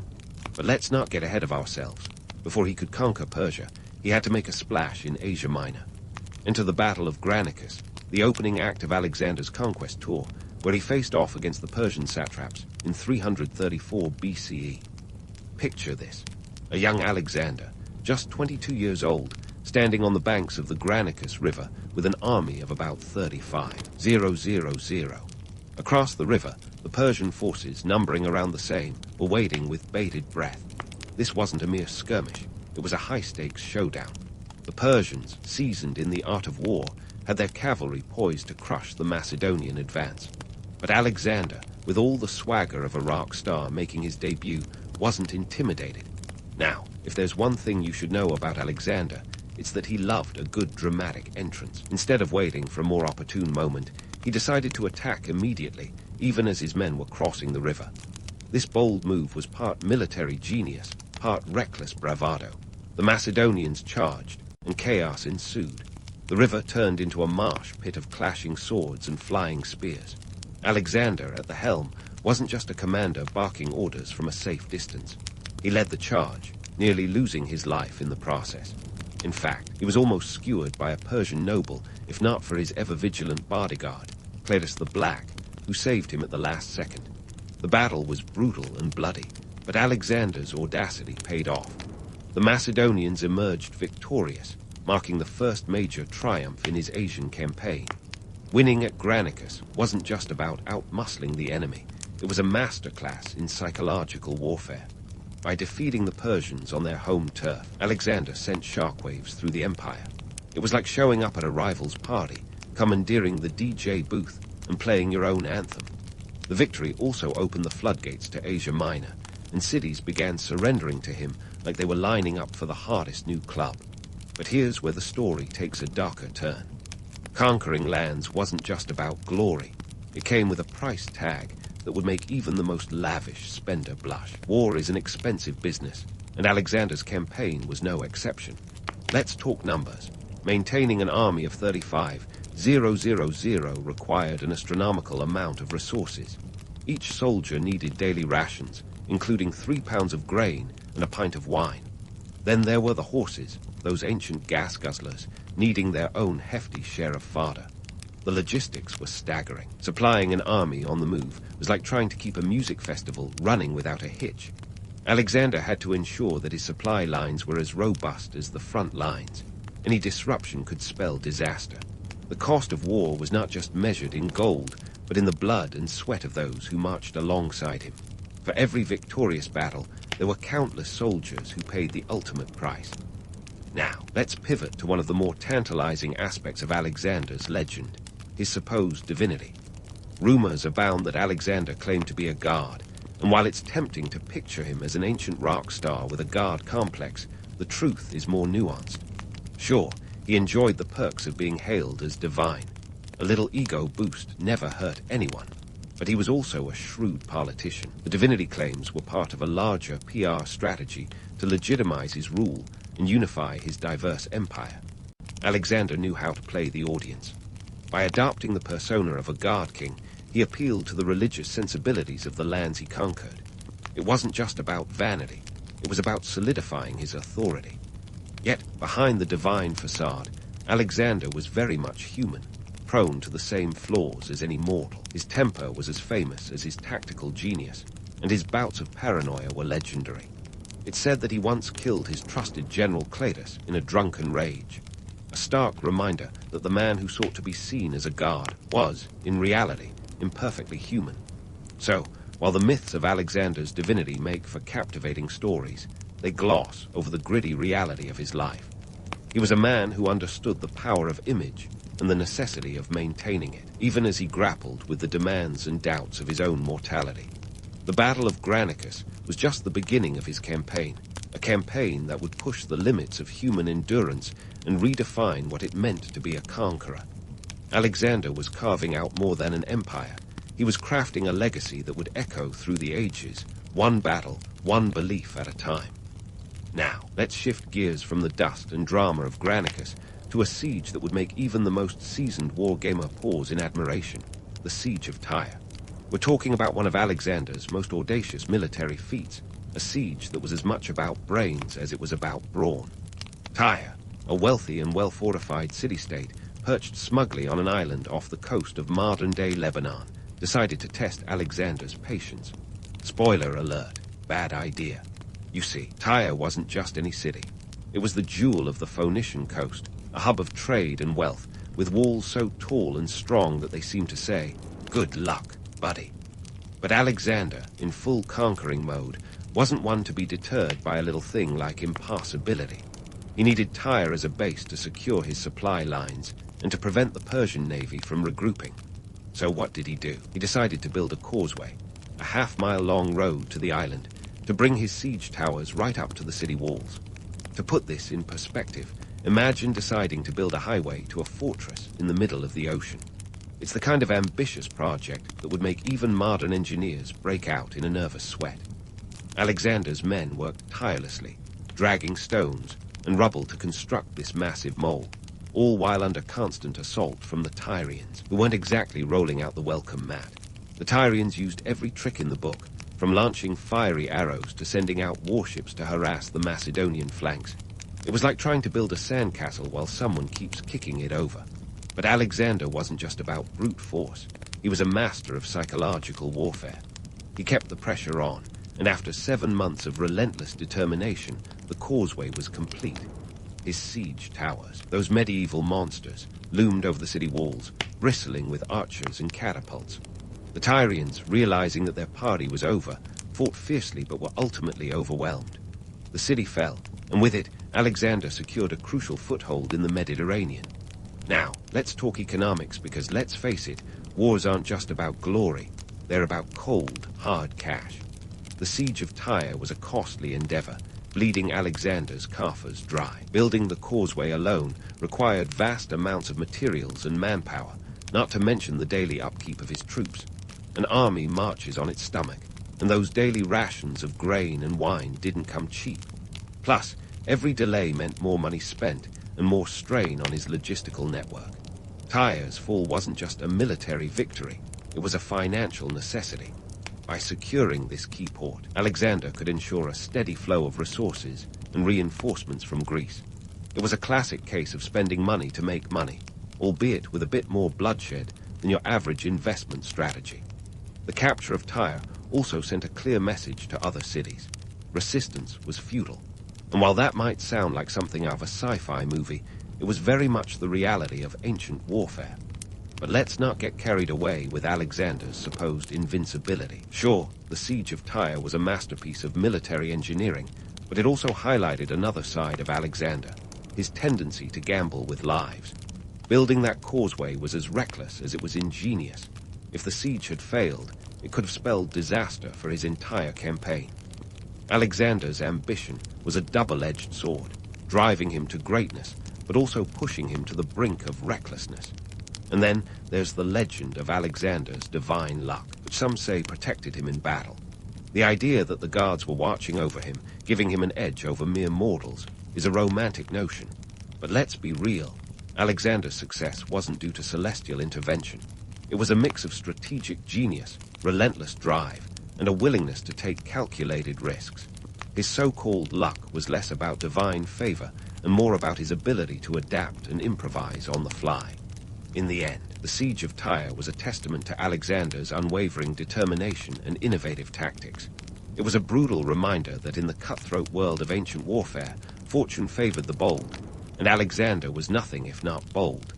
Yet, while the story of Tyre might seem like the stuff of legends, it's important to remember the human cost.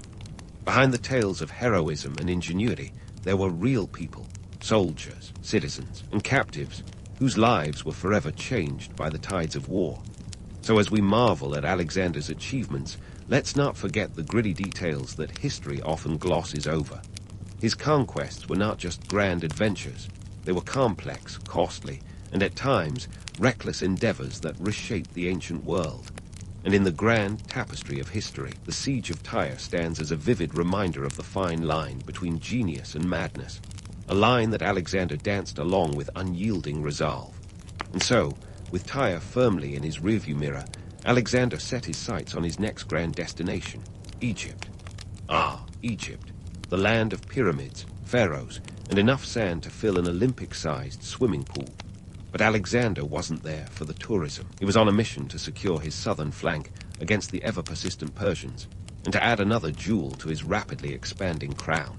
Egypt was a strategic prize, and Alexander knew it was ripe for the picking. Now, let's talk about Alexander's arrival in Egypt in 332 BCE. According to some glorified accounts, he strolled in like a liberating hero, warmly embraced by the Egyptians tired of Persian rule. But let's hit pause here. The reality was a tad more complex.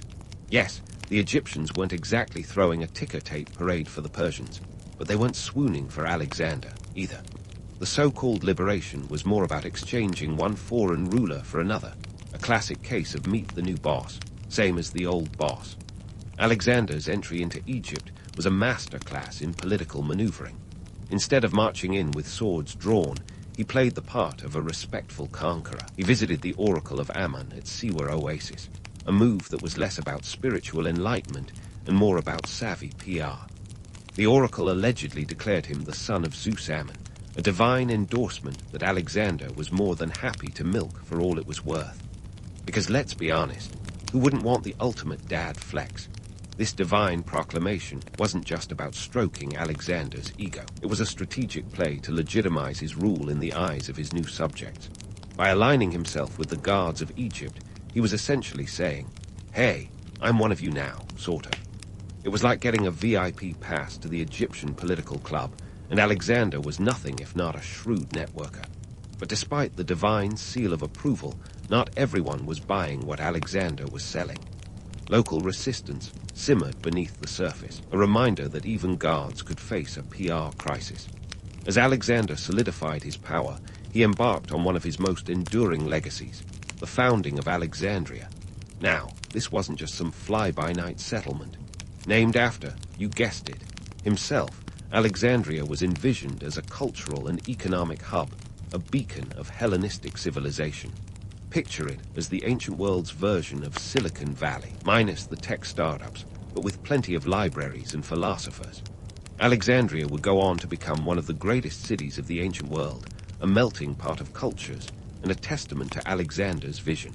But let's not get too misty-eyed over the romanticized Alexander. Building a city from scratch wasn't as simple as slapping his name on a welcome sign and calling it a day. It required substantial resources, manpower, and more importantly, a strategic location. Alexandria was positioned along the Mediterranean coast, offering a prime spot for trade and naval dominance. The city was laid out with a grid pattern, showcasing the kind of urban planning that would make even the Romans green with envy. The economic implications of Alexandria were immense. Establishing a thriving metropolis wasn't just about flaunting Hellenistic culture. It was about securing a financial foothold in the region. The city's strategic placement facilitated trade between the Greek world and the wealth of the Nile, turning Alexandria into a bustling port that would fill Alexander's coffers.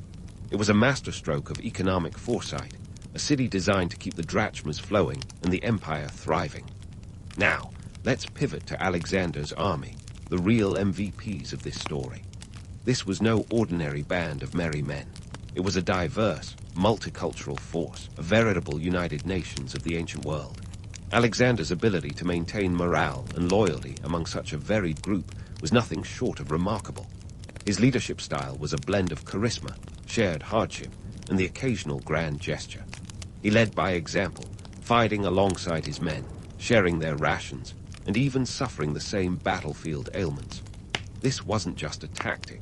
It was a genuine connection that fostered a fierce loyalty among his troops. But let's not paint Alexander as a saint. His leadership style was also a delicate balancing act of rewards and retribution. Victories were celebrated with spoils, and loyalty was rewarded with promotions and land grants. Conversely, dissent was met with swift and often brutal punishment. It was the classic carrot and stick approach, and Alexander wielded it with the precision of a maestro conducting an orchestra. His ability to inspire his men was legendary, but it was also underpinned by an unspoken understanding. Follow me to the ends of the earth, or face the consequences. However, the cracks in this seemingly unshakable loyalty began to show as the campaign dragged on.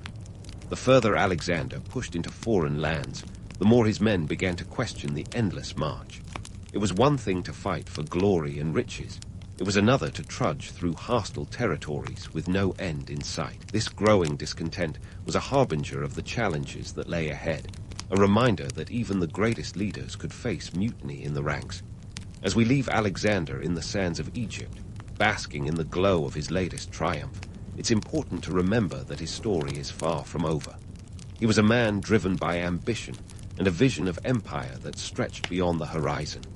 Yet, behind the legends and the divine proclamations, Alexander was still very much human. His conquests were as much about personal glory as they were about shaping the ancient world. And while the tales of his exploits are legendary, they also reveal the complexities and contradictions of a leader who dared to dream and act on a scale few could fathom. Stay tuned for the next installment, where we'll dive into the trials and tribulations that awaited Alexander as he continued his relentless march across the known world. Because if there's one thing history has taught us, it's that the path to greatness is rarely a straight line. And for Alexander, the road ahead was about to get a whole lot bumpier.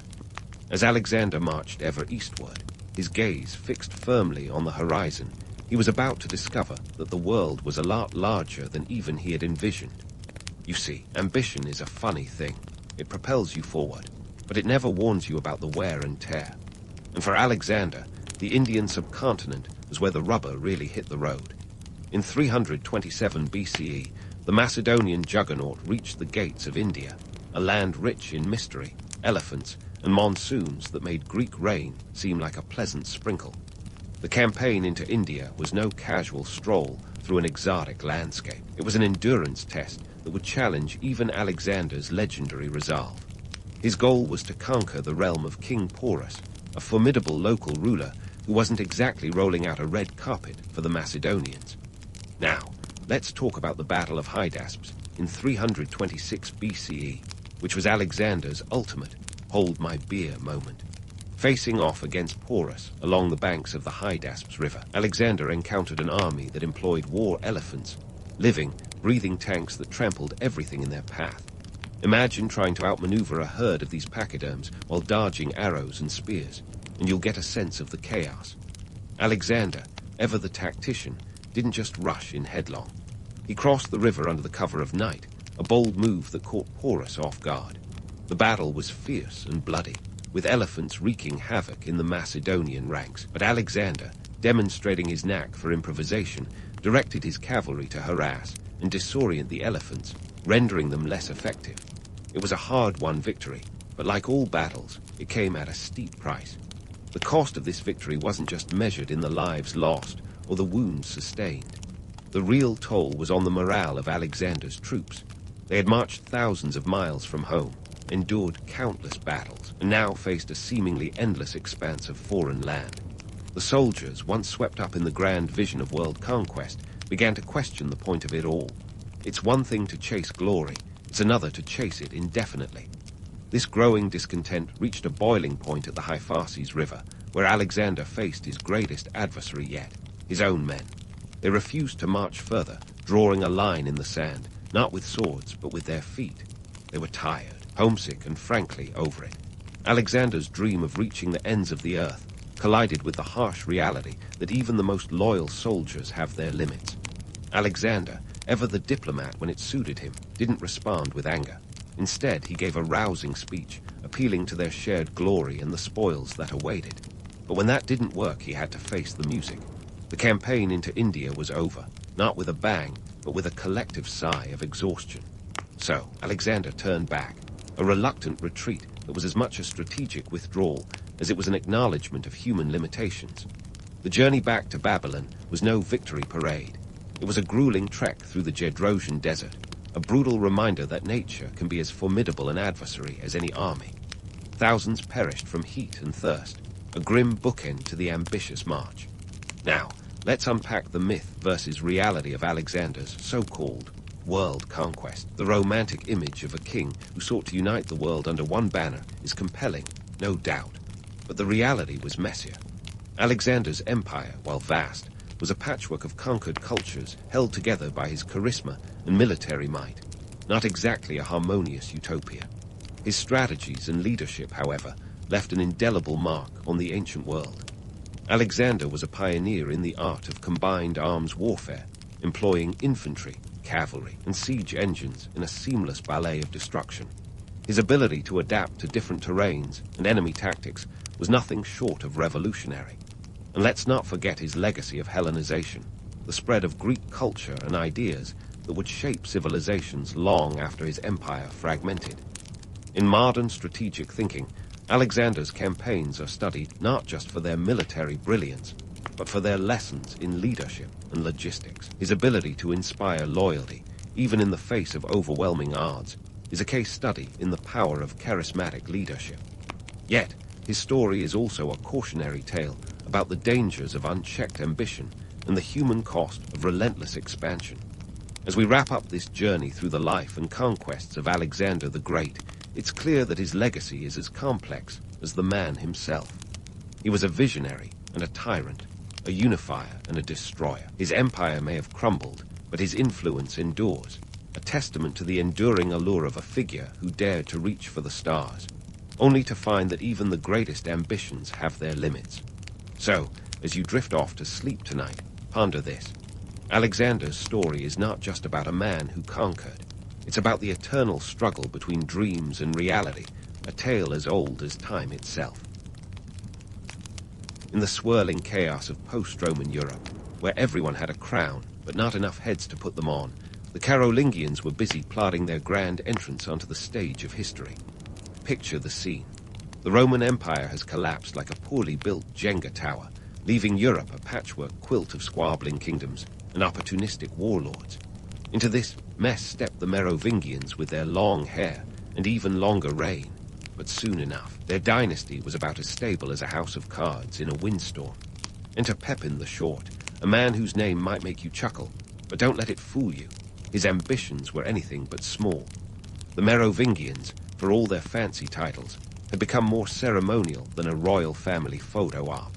They were the do-nothing kings, content to let others do the heavy lifting while they focused on their luxurious larks and lavish feasts. By the time Pepin was eyeing the throne, the Merovingian kings were essentially medieval mascots, wheeled out for special occasions, but otherwise tucked away like forgotten relics. The real power was in the hands of the mayors of the palace, a position that Pepin's father, Charles Martel, had already made legendary by halting the advance of Muslim forces at the Battle of Tours in 732, feat that earned Charles the nickname, the Hammer, a title that would make even Thor jealous. Pepin, standing on the shoulders of a giant, knew the winds of change were blowing, and they were carrying the scent of opportunity. The Merovingians might have had the hair, but Pepin had the brains and the brawn.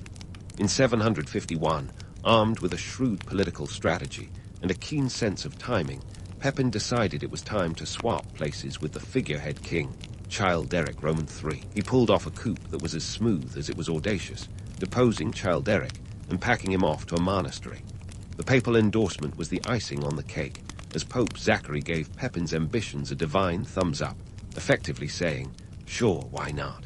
If you're doing all the work, you might as well wear the crown." The church's blessing was more than just a heavenly pat on the back. It was a strategic power play. The papacy needed muscle to counter the Lombards in Italy, and Pepin was eager to flex. In 754, Pope Stephen Roman II crossed the Alps to crown Pepin in a ceremony that was as much a political alliance as a spiritual event. This alliance set the stage for the Carolingians to wield both secular and sacred power, a duality that would become the backbone of Charlemagne's empire. But let's not get ahead of ourselves. The rise of the Carolingians was as much about savvy politicking as it was about military might.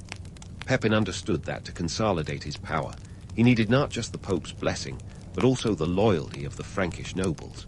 His strategy involved a delicate balance of granting lands and privileges while ensuring no one got too big for their boots. It was like playing a game of chess where every pawn had a penchant for rebellion and a castle in the background. Pepin's reign was marked by campaigns that expanded his influence, from subduing the Aquitanians to keeping the restless Saxons in check.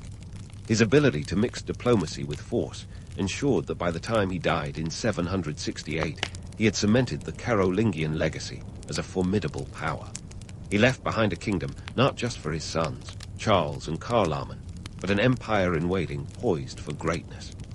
Now, let's talk about the legendary Charlemagne, Pepin's son, who would go on to make his father's achievements look like a warm-up act. But not just yet. We're still savoring the appetizer here. Pepin's political acumen laid the foundation for what would become a vast Carolingian empire, a feat that required not just brute strength, but a keen understanding of the shifting sands of European power dynamics. Pepin's ability to navigate these waters with the skill of a seasoned sailor ensured that the Carolingians were more than just another royal family. They were an empire in the making. So, the next time you hear someone snicker at Pepin's stature, remind them that the real measure of a man isn't in his height, but in the size of his ambition. And Pepin the Short, well, he was a giant among kings, casting a long shadow over medieval Europe that would stretch into the reign of his illustrious son, Charlemagne. But that's a story for another night. For now, let's raise a toast to Pepin, the man who knew that sometimes you have to chop the tree if you want to see the forest. Charlemagne, or Charles the Great if you're feeling fancy, stepped onto the historical stage with a swagger that said, "Let's make Europe great again." He inherited a kingdom that was more like a jigsaw puzzle missing a few pieces, but he was determined to turn it into a masterpiece of empire building. And he did it with the kind of flair that would make even the most seasoned empire builders nod in approval. But don't let the glossy legend fool you. This was no fairy tale of knights and chivalry. It was more like a Game of Thrones episode, minus the dragons, but with plenty of brutal conquests and political intrigue. First up on Charlemagne's to-do list was the Saxon Wars, series of campaigns that dragged on for over 30 years. The Saxons, fierce and independent, were not exactly rolling out the red carpet for Charlemagne's ambitions. They were more like, thanks but no thanks. Charlemagne, however, wasn't asking for permission. The Saxon Wars were less about a noble mission to spread Christianity and more about securing political control and expanding territory. The so-called civilizing mission. That's just a nice way of saying, convert or else. Over the years, Charlemagne's forces clashed with the Saxons in countless battles, with notable skirmishes in 782 at the massacre of Verdun, where Charlemagne ordered the execution of 500 Saxons. Not exactly the stuff of hymnals. While the Saxons were a tough nut to crack, Charlemagne was nothing if not persistent. He employed a mix of brute force and cunning diplomacy, offering carrot and stick deals that would make any modern negotiator proud. If a Saxon chief played ball, they got to keep their lands and maybe even a shiny new title. Resist, and it was a one-way ticket to the afterlife, or, if they were lucky, exile. Next on the conquest menu were the Lombards, who were busy making life difficult for the papacy in Italy. Charlemagne, ever the opportunist, saw a chance to kill two birds with one stone. By 774, he had crossed the Alps with an army that would have made Hannibal envious, minus the elephants, of course. The Lombards, led by King Desiderius, were no match for Charlemagne's seasoned troops. Desiderius found himself locked away in a monastery faster than you can say divine intervention. With the Lombards out of the picture, Charlemagne crowned himself king of the Lombards, adding a nice Italian flair to his growing list of titles. But it wasn't just about the crowns and glory. This conquest was a savvy political maneuver that solidified his relationship with the papacy. After all, nothing says friendship like removing your friend's enemies, right? Strategic marriages were another arrow in Charlemagne's quiver of power. He married Desiderata, the daughter of Desiderius, which was less about marital bliss and more about political chess. That union didn't last long. Think of it as a temporary alliance, rather than a match made in heaven. Charlemagne's marriage to Hildegard, however, proved more fruitful, producing 9 children and strengthening alliances with powerful noble families across Europe. These marriages were less about love and more about leverage, securing alliances that would put even the most ambitious Tinder swipes to shame. As Charlemagne's empire expanded, so did his reputation as a patron of culture and learning. But before you start picturing him as a medieval Steve Jobs, let's temper that vision with a dose of reality. While Charlemagne did foster a renaissance of sorts, promoting education and the arts, it was more about consolidating power and administration than pure altruism. The legendary Palatine Chapel in Aachen and the Carolingian minuscule script were impressive achievements, sure, but they were also tools of control, unifying the empire under a common culture and language. The romanticized image of Charlemagne as the benevolent father of Europe conveniently glosses over the fact that he was as much a warrior as he was a statesman. He understood that to maintain control over his sprawling territories, he needed both the sword and the pen. His administration was a well-oiled machine, with counts and bishops acting as his eyes and ears across the empire. The missi dominii, royal agents who toured the empire to enforce the emperor's policies, were the medieval equivalent of auditors, making sure everyone was playing by Charlemagne's rules. Now, let's take a moment to appreciate the economic engine that kept this empire running. The Carolingian economy was a complex web of agriculture, trade, and tribute. Charlemagne's conquests weren't just about grabbing land. They were about securing resources. The fertile lands of the Po Valley and the Saxon regions were vital for sustaining the empire's growing population and army. Charlemagne's reforms, like the standardization of weights and measures, weren't just bureaucratic busywork. They were critical for facilitating trade and taxation across his vast territories. But let's not get too carried away with this vision of a medieval utopia. The reality was that life in Charlemagne's empire could be as harsh as it was prosperous. The average peasant might not have cared much about the grand political machinations, but they certainly felt the weight of taxes and the constant threat of Viking raids. While Charlemagne was busy building his empire, the Norsemen were perfecting their own brand of empire building, complete with longships and the occasional village burning spree. In the end, Charlemagne's early reign was a masterclass in the art of empire building. He expanded his territories through a mix of military might, political savvy, and strategic marriages. His supposed civilizing mission was more about consolidating power than spreading enlightenment. But hey, every empire needs its myths, right? Charlemagne understood that better than anyone, weaving a narrative that would endure long after his empire had crumbled. And so, the legend of Charlemagne grew, casting a long shadow over European history, a shadow that we're still trying to understand today. As we wrap up this chapter of Charlemagne's story, let's keep in mind that the empire he built was as much a product of ambition as it was of opportunity.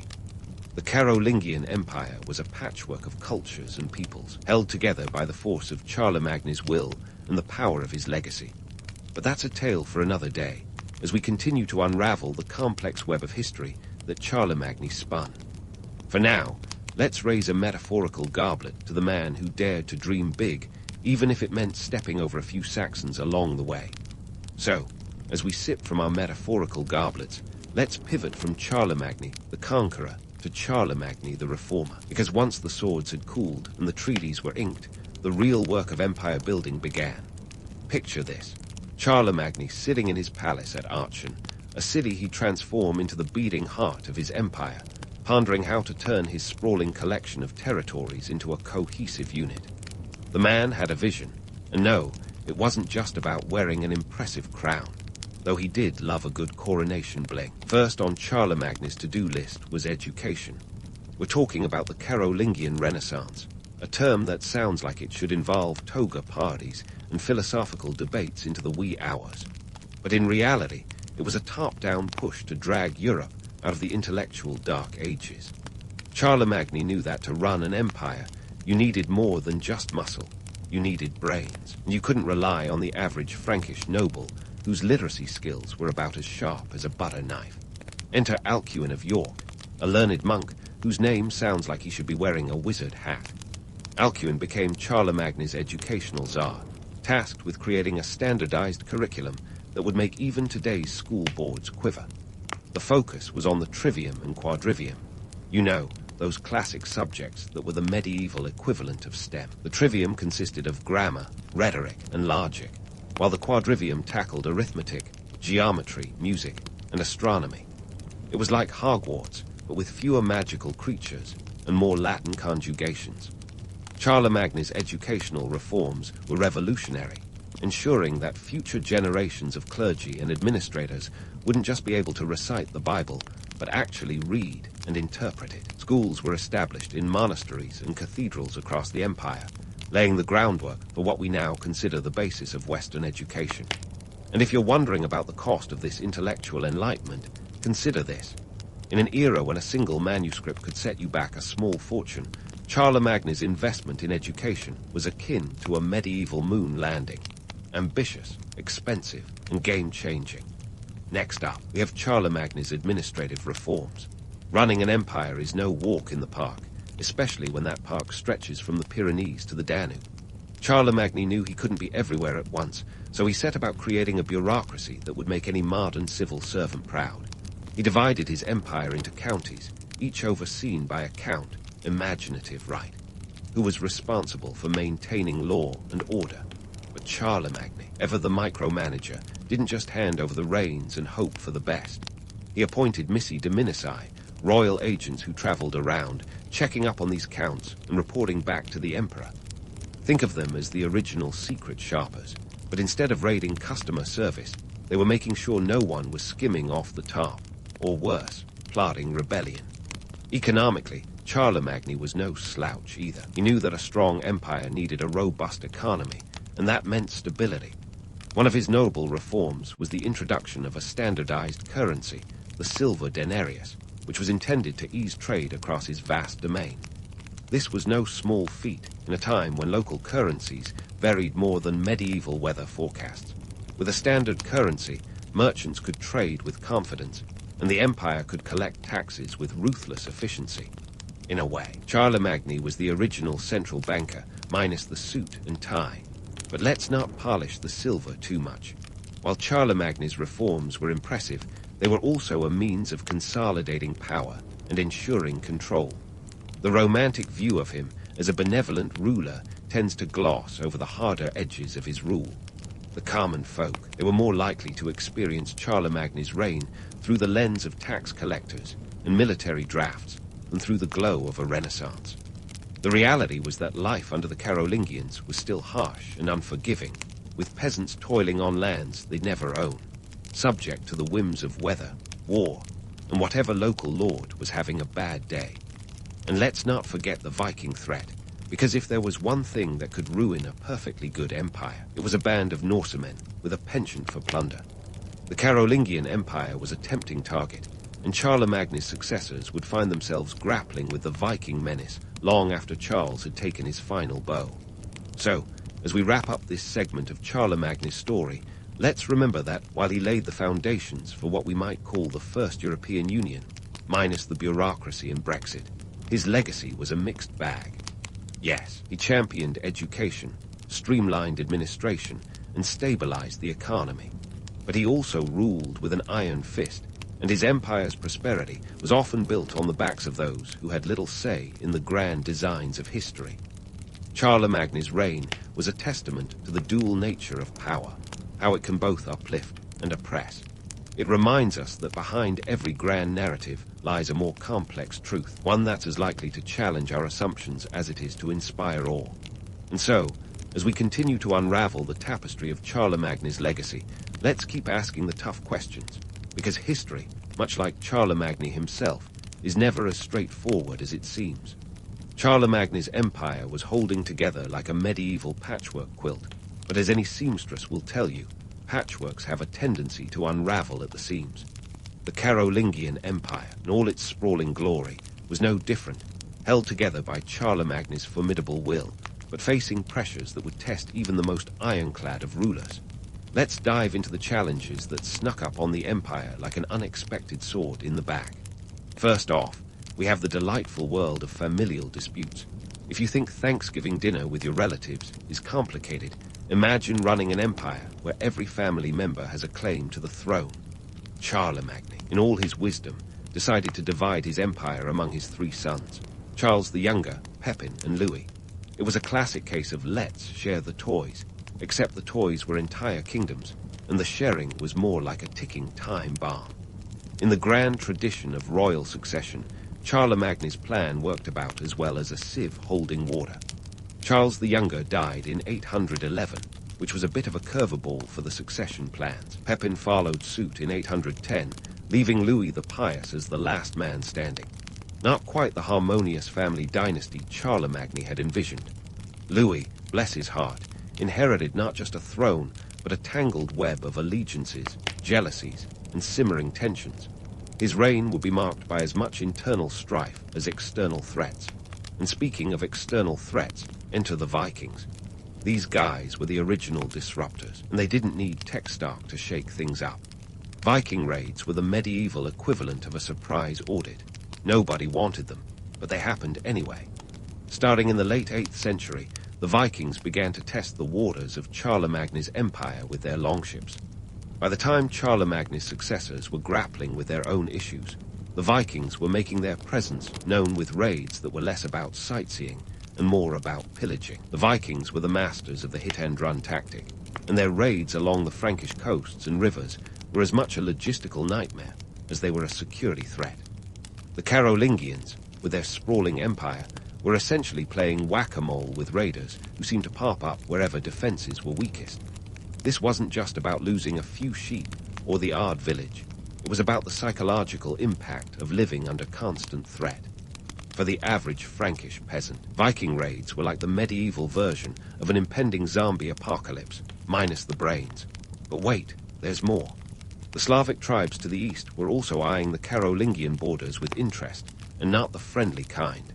Charlemagne had managed to keep them at bay with a series of buffer states and military campaigns, but as the empire reached its zenith, these borders became harder to defend. The Slavs, like the Vikings, were opportunists, and they knew that a sprawling empire offered plenty of opportunities to exploit.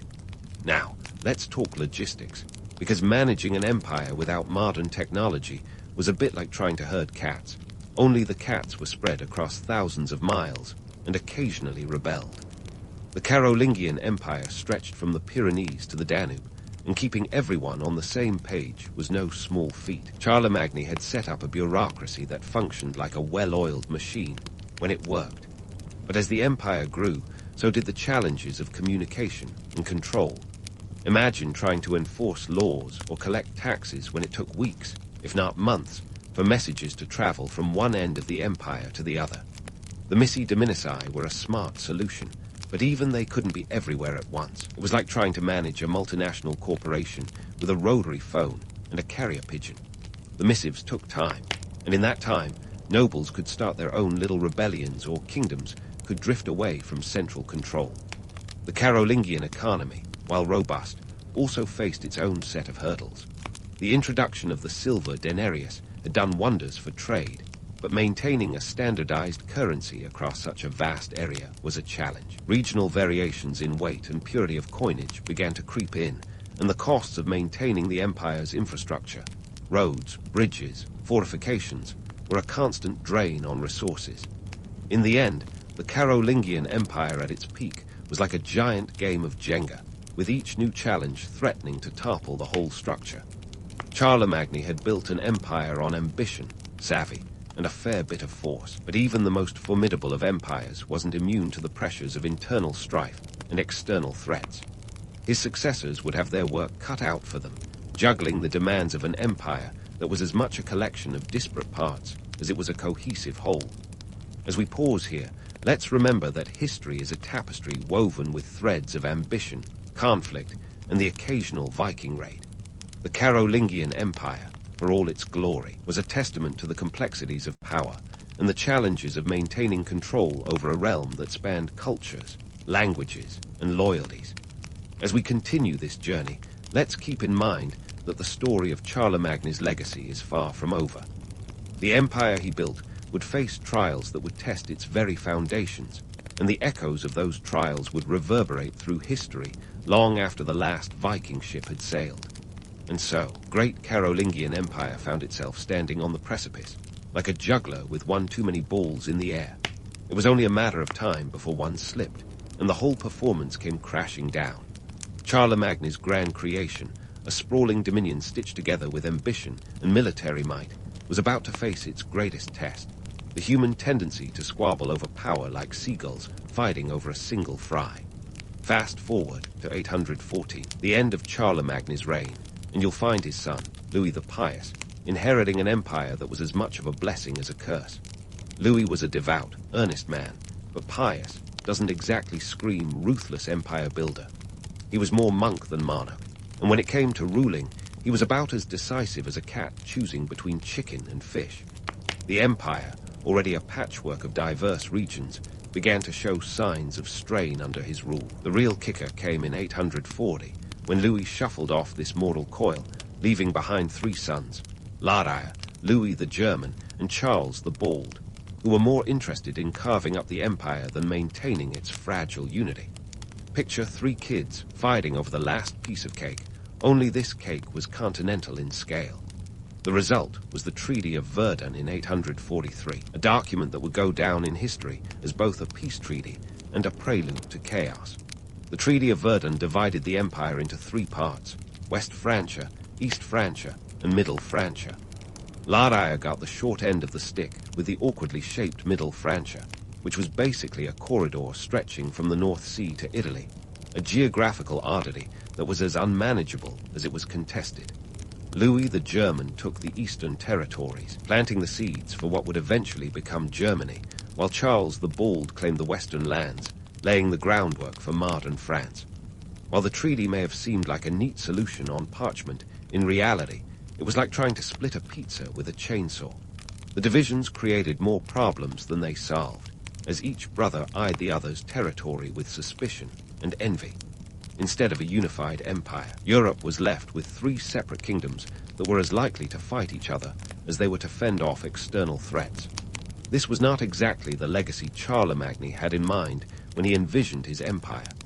In the midst of this sibling rivalry, the Vikings continued to press their advantage, launching raids that were more like extended Viking vacations.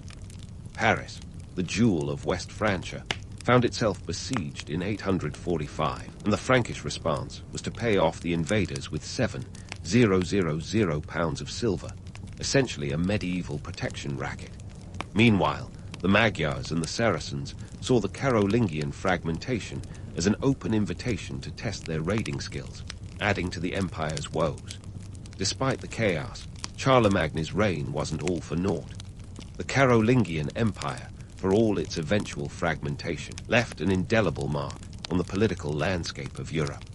The division of the empire laid the geopolitical framework for modern European states, with France and Germany tracing their roots back to this messy breakup.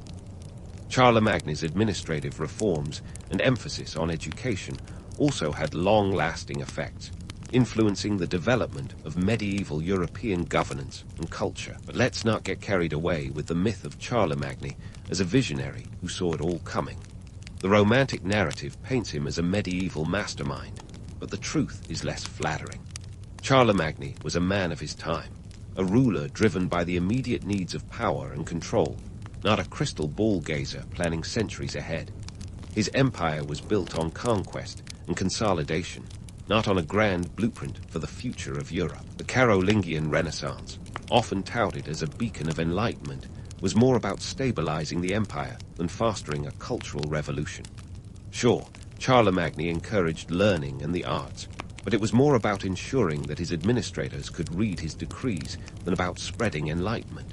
Think of it as a medieval version of workplace training, necessary, but hardly the stuff of legend. In the end, Charlemagne's legacy is a testament to the duality of power, the ability to create and destroy, to unite and divide. His empire was both a remarkable achievement and an inevitable failure, a reflection of the human drive to build and the equally human tendency to fight over the spoils.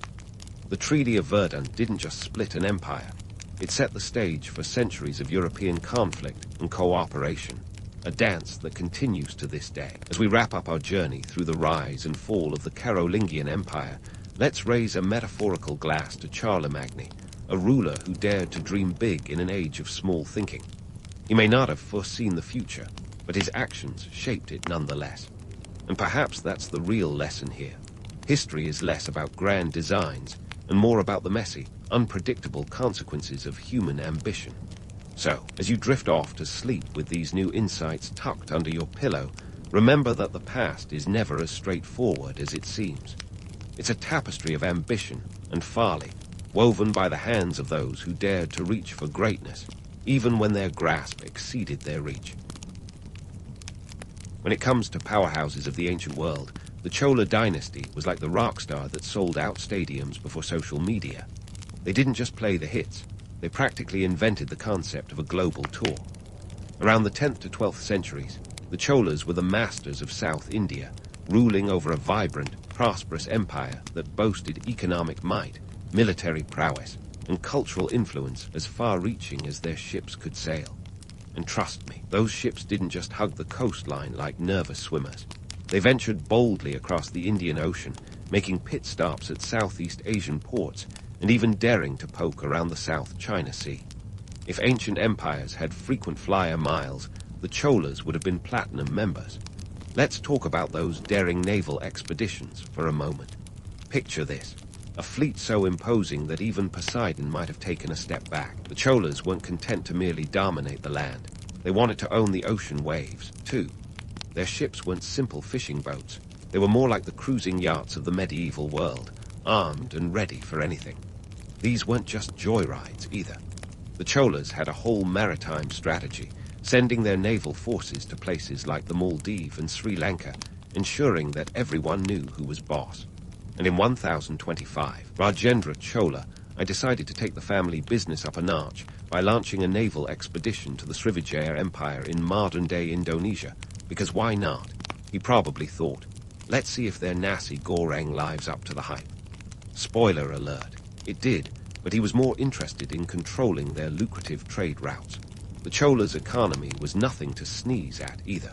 They were the Jeff Bezos of their day, amassing wealth through a complex network of trade that involved everything from textiles to spices. Their capital at Thanjavur was a buzzing metropolis, a hub of commerce where traders from distant lands bartered goods under the ever-watchful eyes of Chola officials. Rice was a staple, but don't let that fool you into thinking they were all about the carbs.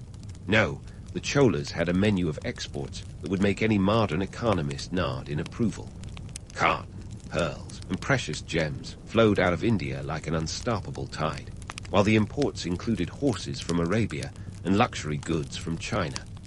In the marketplace of medieval geopolitics, the Cholas were the ones setting trends, not following them. Of course, you can't talk about the Chola dynasty without name-dropping Raja Chola I. the emperor who turned this dynasty into a force to be reckoned with. He came to power in 985 CE with a vision as grand as his name. Raja wasn't just content with the status quo. He wanted to expand his empire and flex his might. Under his rule, the Cholas not only consolidated their control over southern India, but also expanded into the islands of the Indian Ocean. He built the Brihadiswara temple in Thanjavur, a structure so magnificent it might as well have come with a sign saying, "You've arrived at the center of the universe." Completed in 1010 CE, it was the tallest temple in India at the time, a soaring testament to both religious devotion and the Cholas' architectural prowess. Raja's son, Rajendra Chola I, picked up where his father left off, like the heir to a corporate empire who wasn't content to just sit in the CEO chair and nod along in meetings. No, Rajendra was all about expanding the empire's footprint, literally. He was the one who led that infamous naval expedition to Srivijaya, but he didn't stop there. Under his command, the Cholas even managed to extend their influence into the Ganges River Valley in northern India, a move that was as audacious as it was strategic. Rajendra was crowned in 1014 CE, and by the time he was done, the Chola Empire was a sprawling behemoth that stretched from the southern tip of India to the banks of the Ganges, with a nod to the Bay of Bengal for good measure. Now, let's pause for a reality check. While the Cholas' feats were undeniably impressive, let's not get carried away with romantic notions of invincibility. The Chola dynasty wasn't some indestructible juggernaut. They faced their fair share of challenges and setbacks, both internal and external. The notion of an unassailable empire is as mythical as a unicorn running for public office. Yes, they had a powerful army and a formidable navy, but they also had to deal with political intrigue, rebellious vassals, and the ever-present threat of invasions. It wasn't all glory and gold coins. Sometimes it was just about keeping the wheels from falling off the chariot. Moreover, the Cholas' penchant for expansion often put them at odds with their neighbors. The Pandya and Chera kingdoms weren't exactly thrilled about Chola dominance, leading to a series of conflicts that kept the regional drama at a fever pitch. It was like a medieval soap opera, complete with betrayals, alliances, and the occasional backstabbing, literally. And while the Cholas were carving out their empire, they had to keep an eye on the northern dynasties as well, because nothing says good morning like the threat of a rival empire breathing down your neck. So, while the Chola dynasty at its peak was a marvel of its time, it wasn't a fairy tale. It was a complex, dynamic empire that navigated the treacherous waters of politics, warfare, and trade with both brilliance and brute force. They were ambitious, resourceful, and sometimes downright ruthless, qualities that made them legendary, but also human. And that's where the real story lies, in the messy, fascinating reality behind the myth. But let's switch gears a bit and dive into the not-so-glamorous side of Chola history, the kind that doesn't make it onto the postcard. Even the most dazzling empires have skeletons in their closet, and for the Cholas, it was more like an overstuffed wardrobe of political strife and economic headaches. Talk about succession disputes.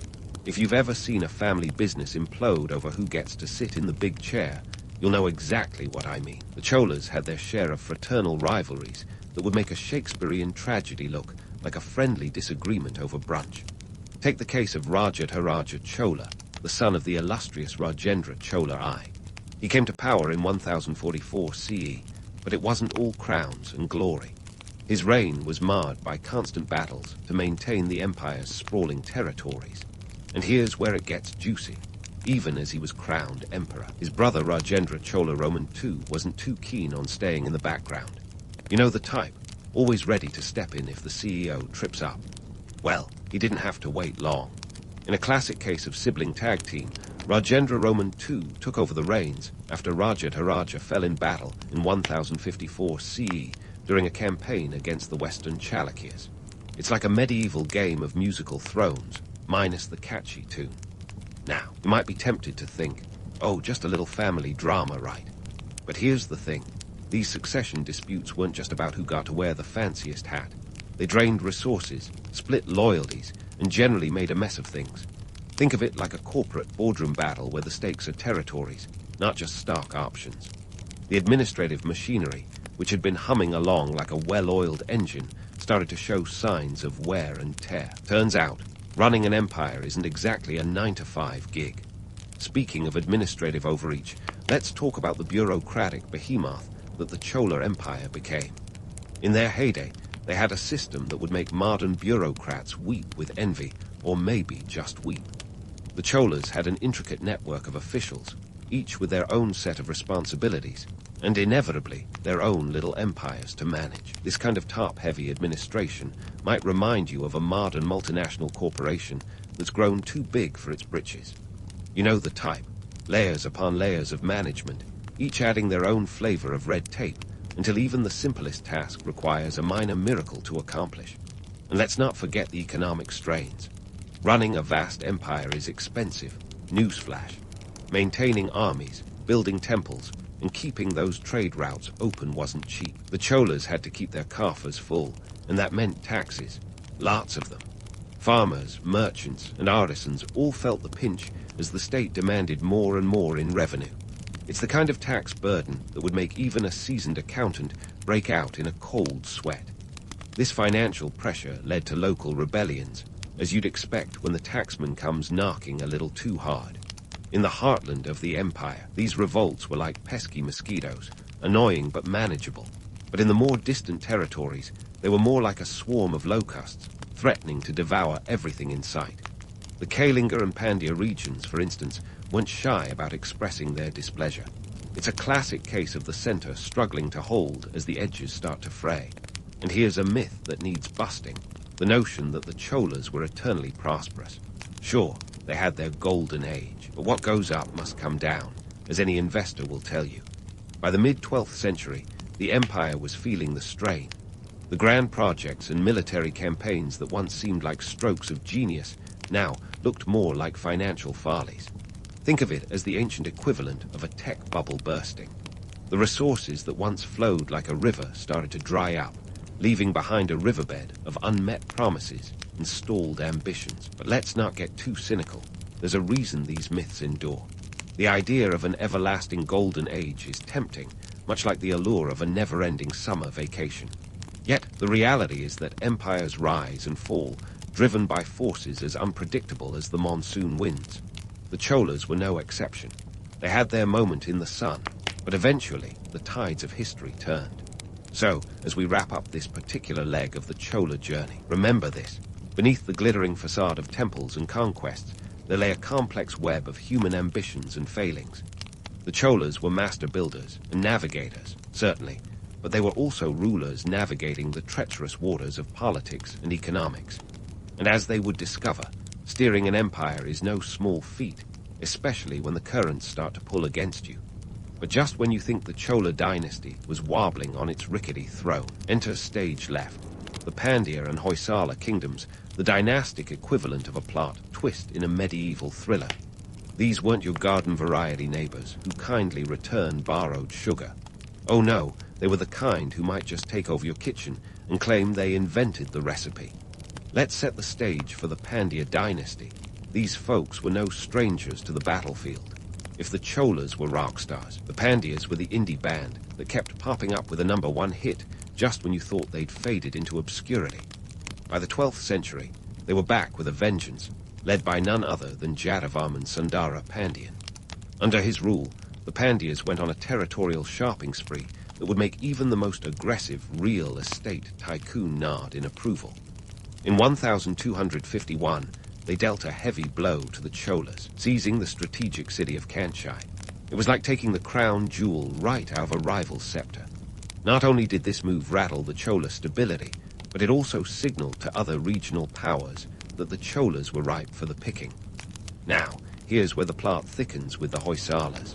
Located further north, these folks were no slouches either, acting like the over-ambitious corporate upstart looking to merge and acquire. The Hoysalas had been watching the Chola Pandya drama unfold with the kind of interest usually reserved for a particularly juicy episode of reality TV. Under the leadership of Veera Ballala Roman II, the Hoysalas began to assert their influence over the Deccan region, and by the early 13th century, they were eyeing the Chola territories like a kid in a candy store. With the Cholas weakened by internal strife, and external pressures. The Hoysalas saw an opportunity and seized it faster than you can say dynastic ambition. The Hoysalas and Pandyas were not just putting on a show, they were writing the script for the Chola downfall. And here's the kicker. These weren't your average antagonists.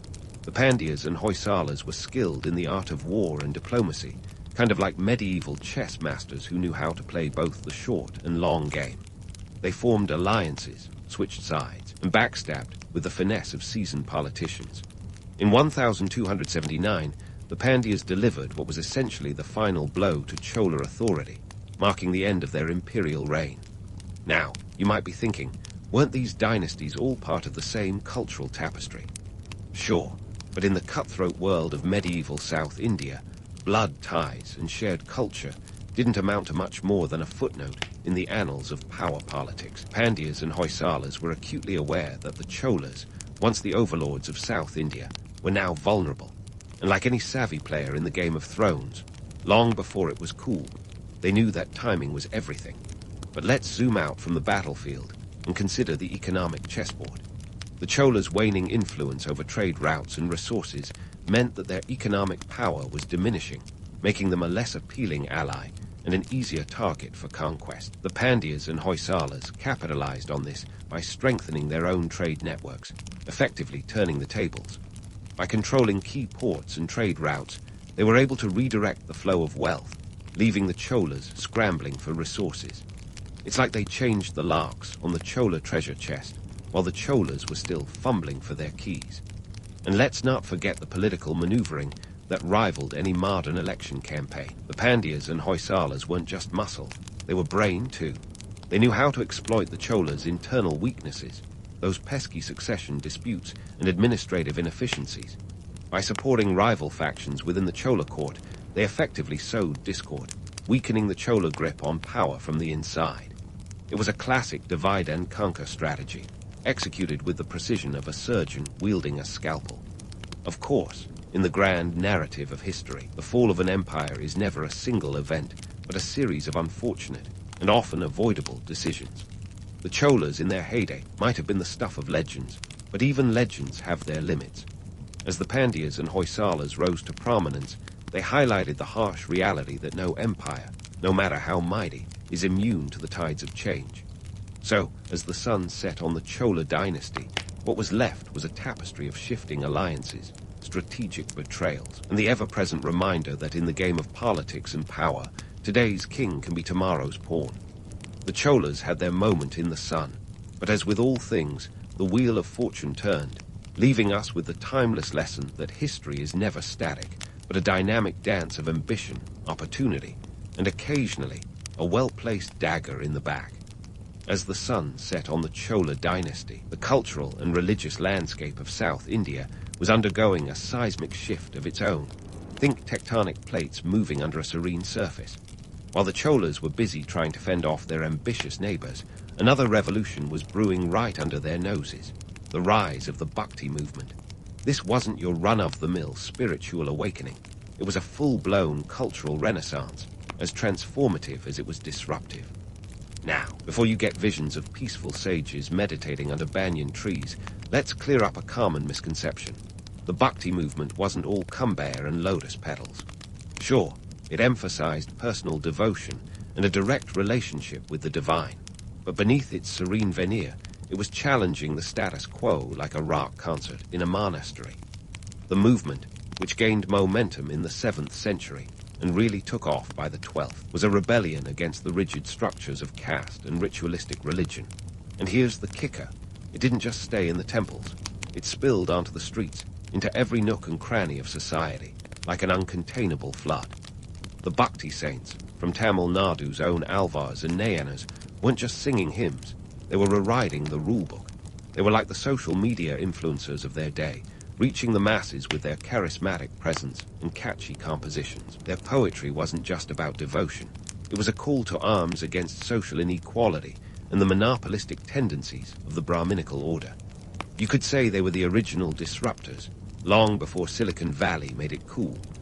As the Bhakti wave crashed over the Chola Empire, something interesting happened. The traditional temple patronage system, which had been a cornerstone of Chola power, started to wobble like a wobbly stack of dosa. The Cholas had always been patrons of grand temple complexes, lavishing wealth on architectural marvels like the Brihadiswara temple.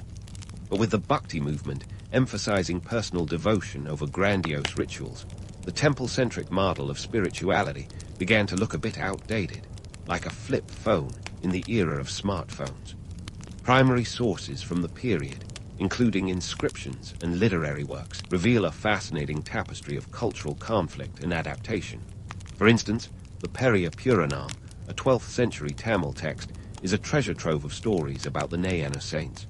These tales didn't just celebrate devotion, they subtly critiqued the temple establishment.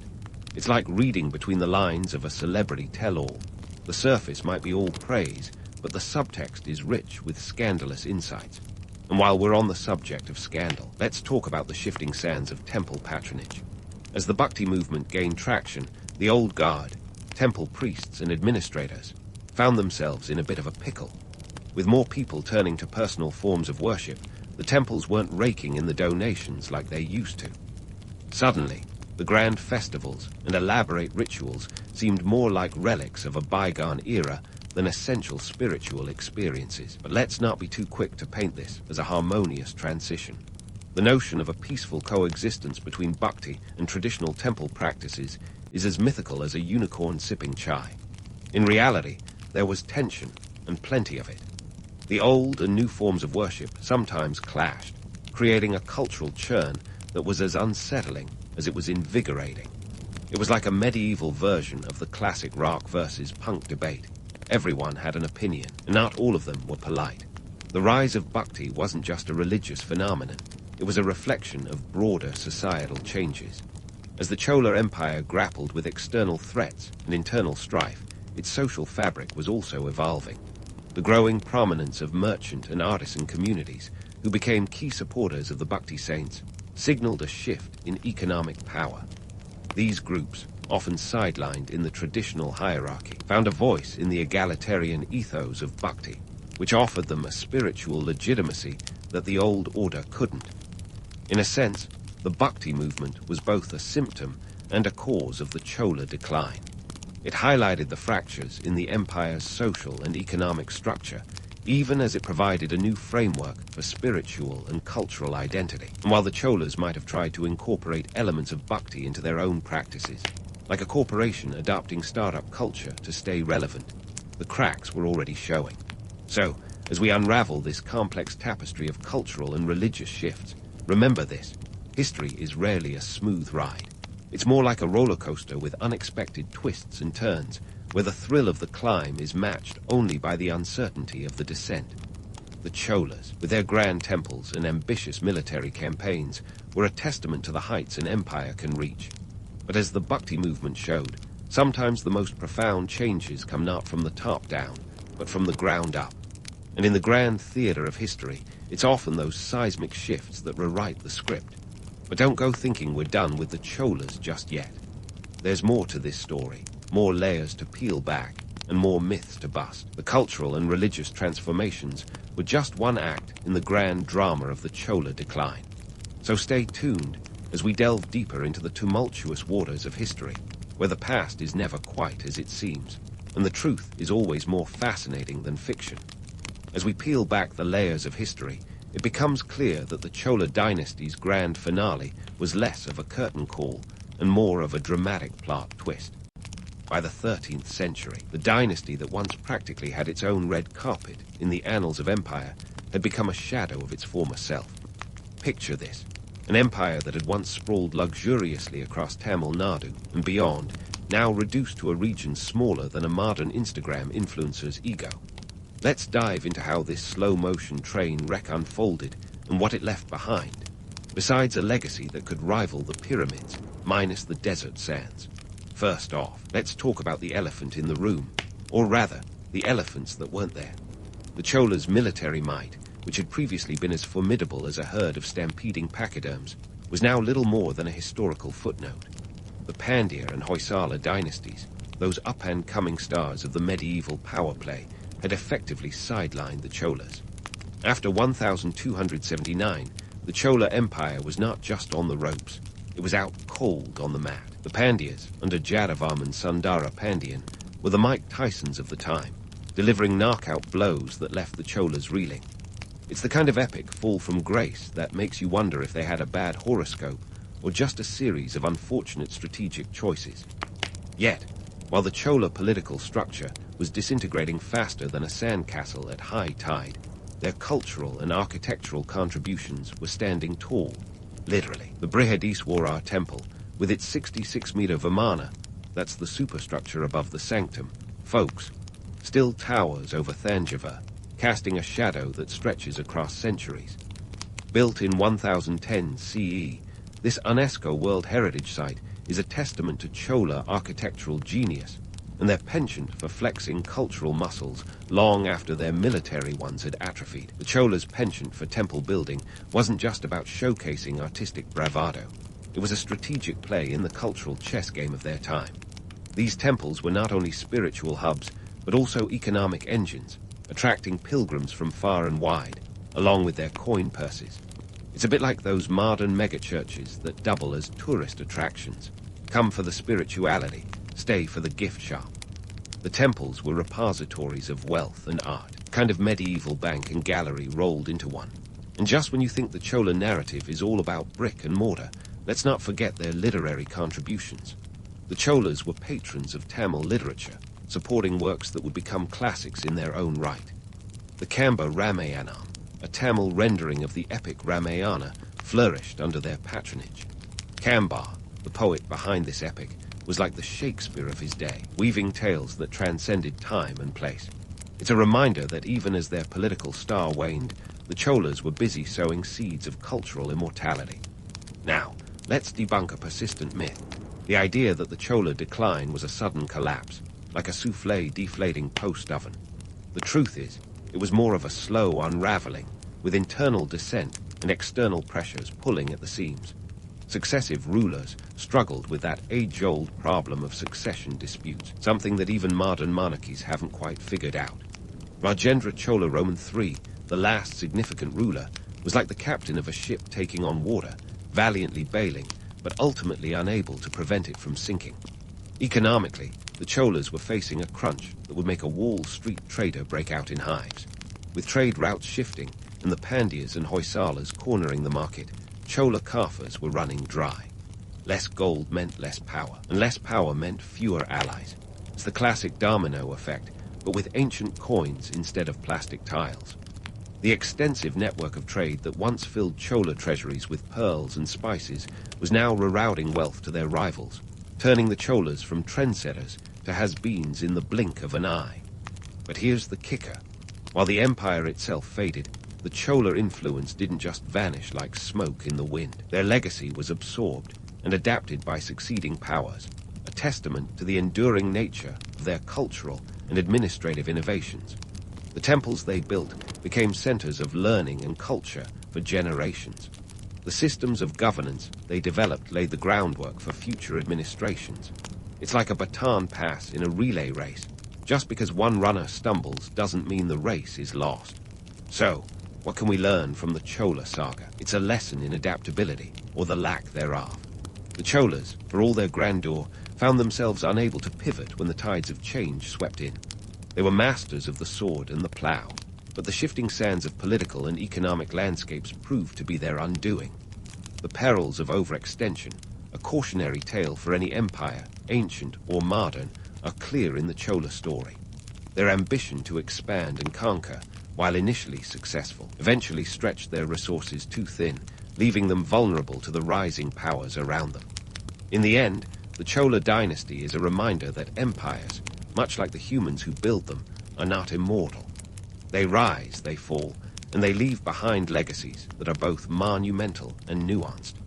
The Chola's story continues to echo through the corridors of history, a testament to their achievements and a cautionary tale of hubris. Temples stand not just as stone monuments, but as eternal witnesses to the Chola era, a time when South India was a beacon of cultural and economic might.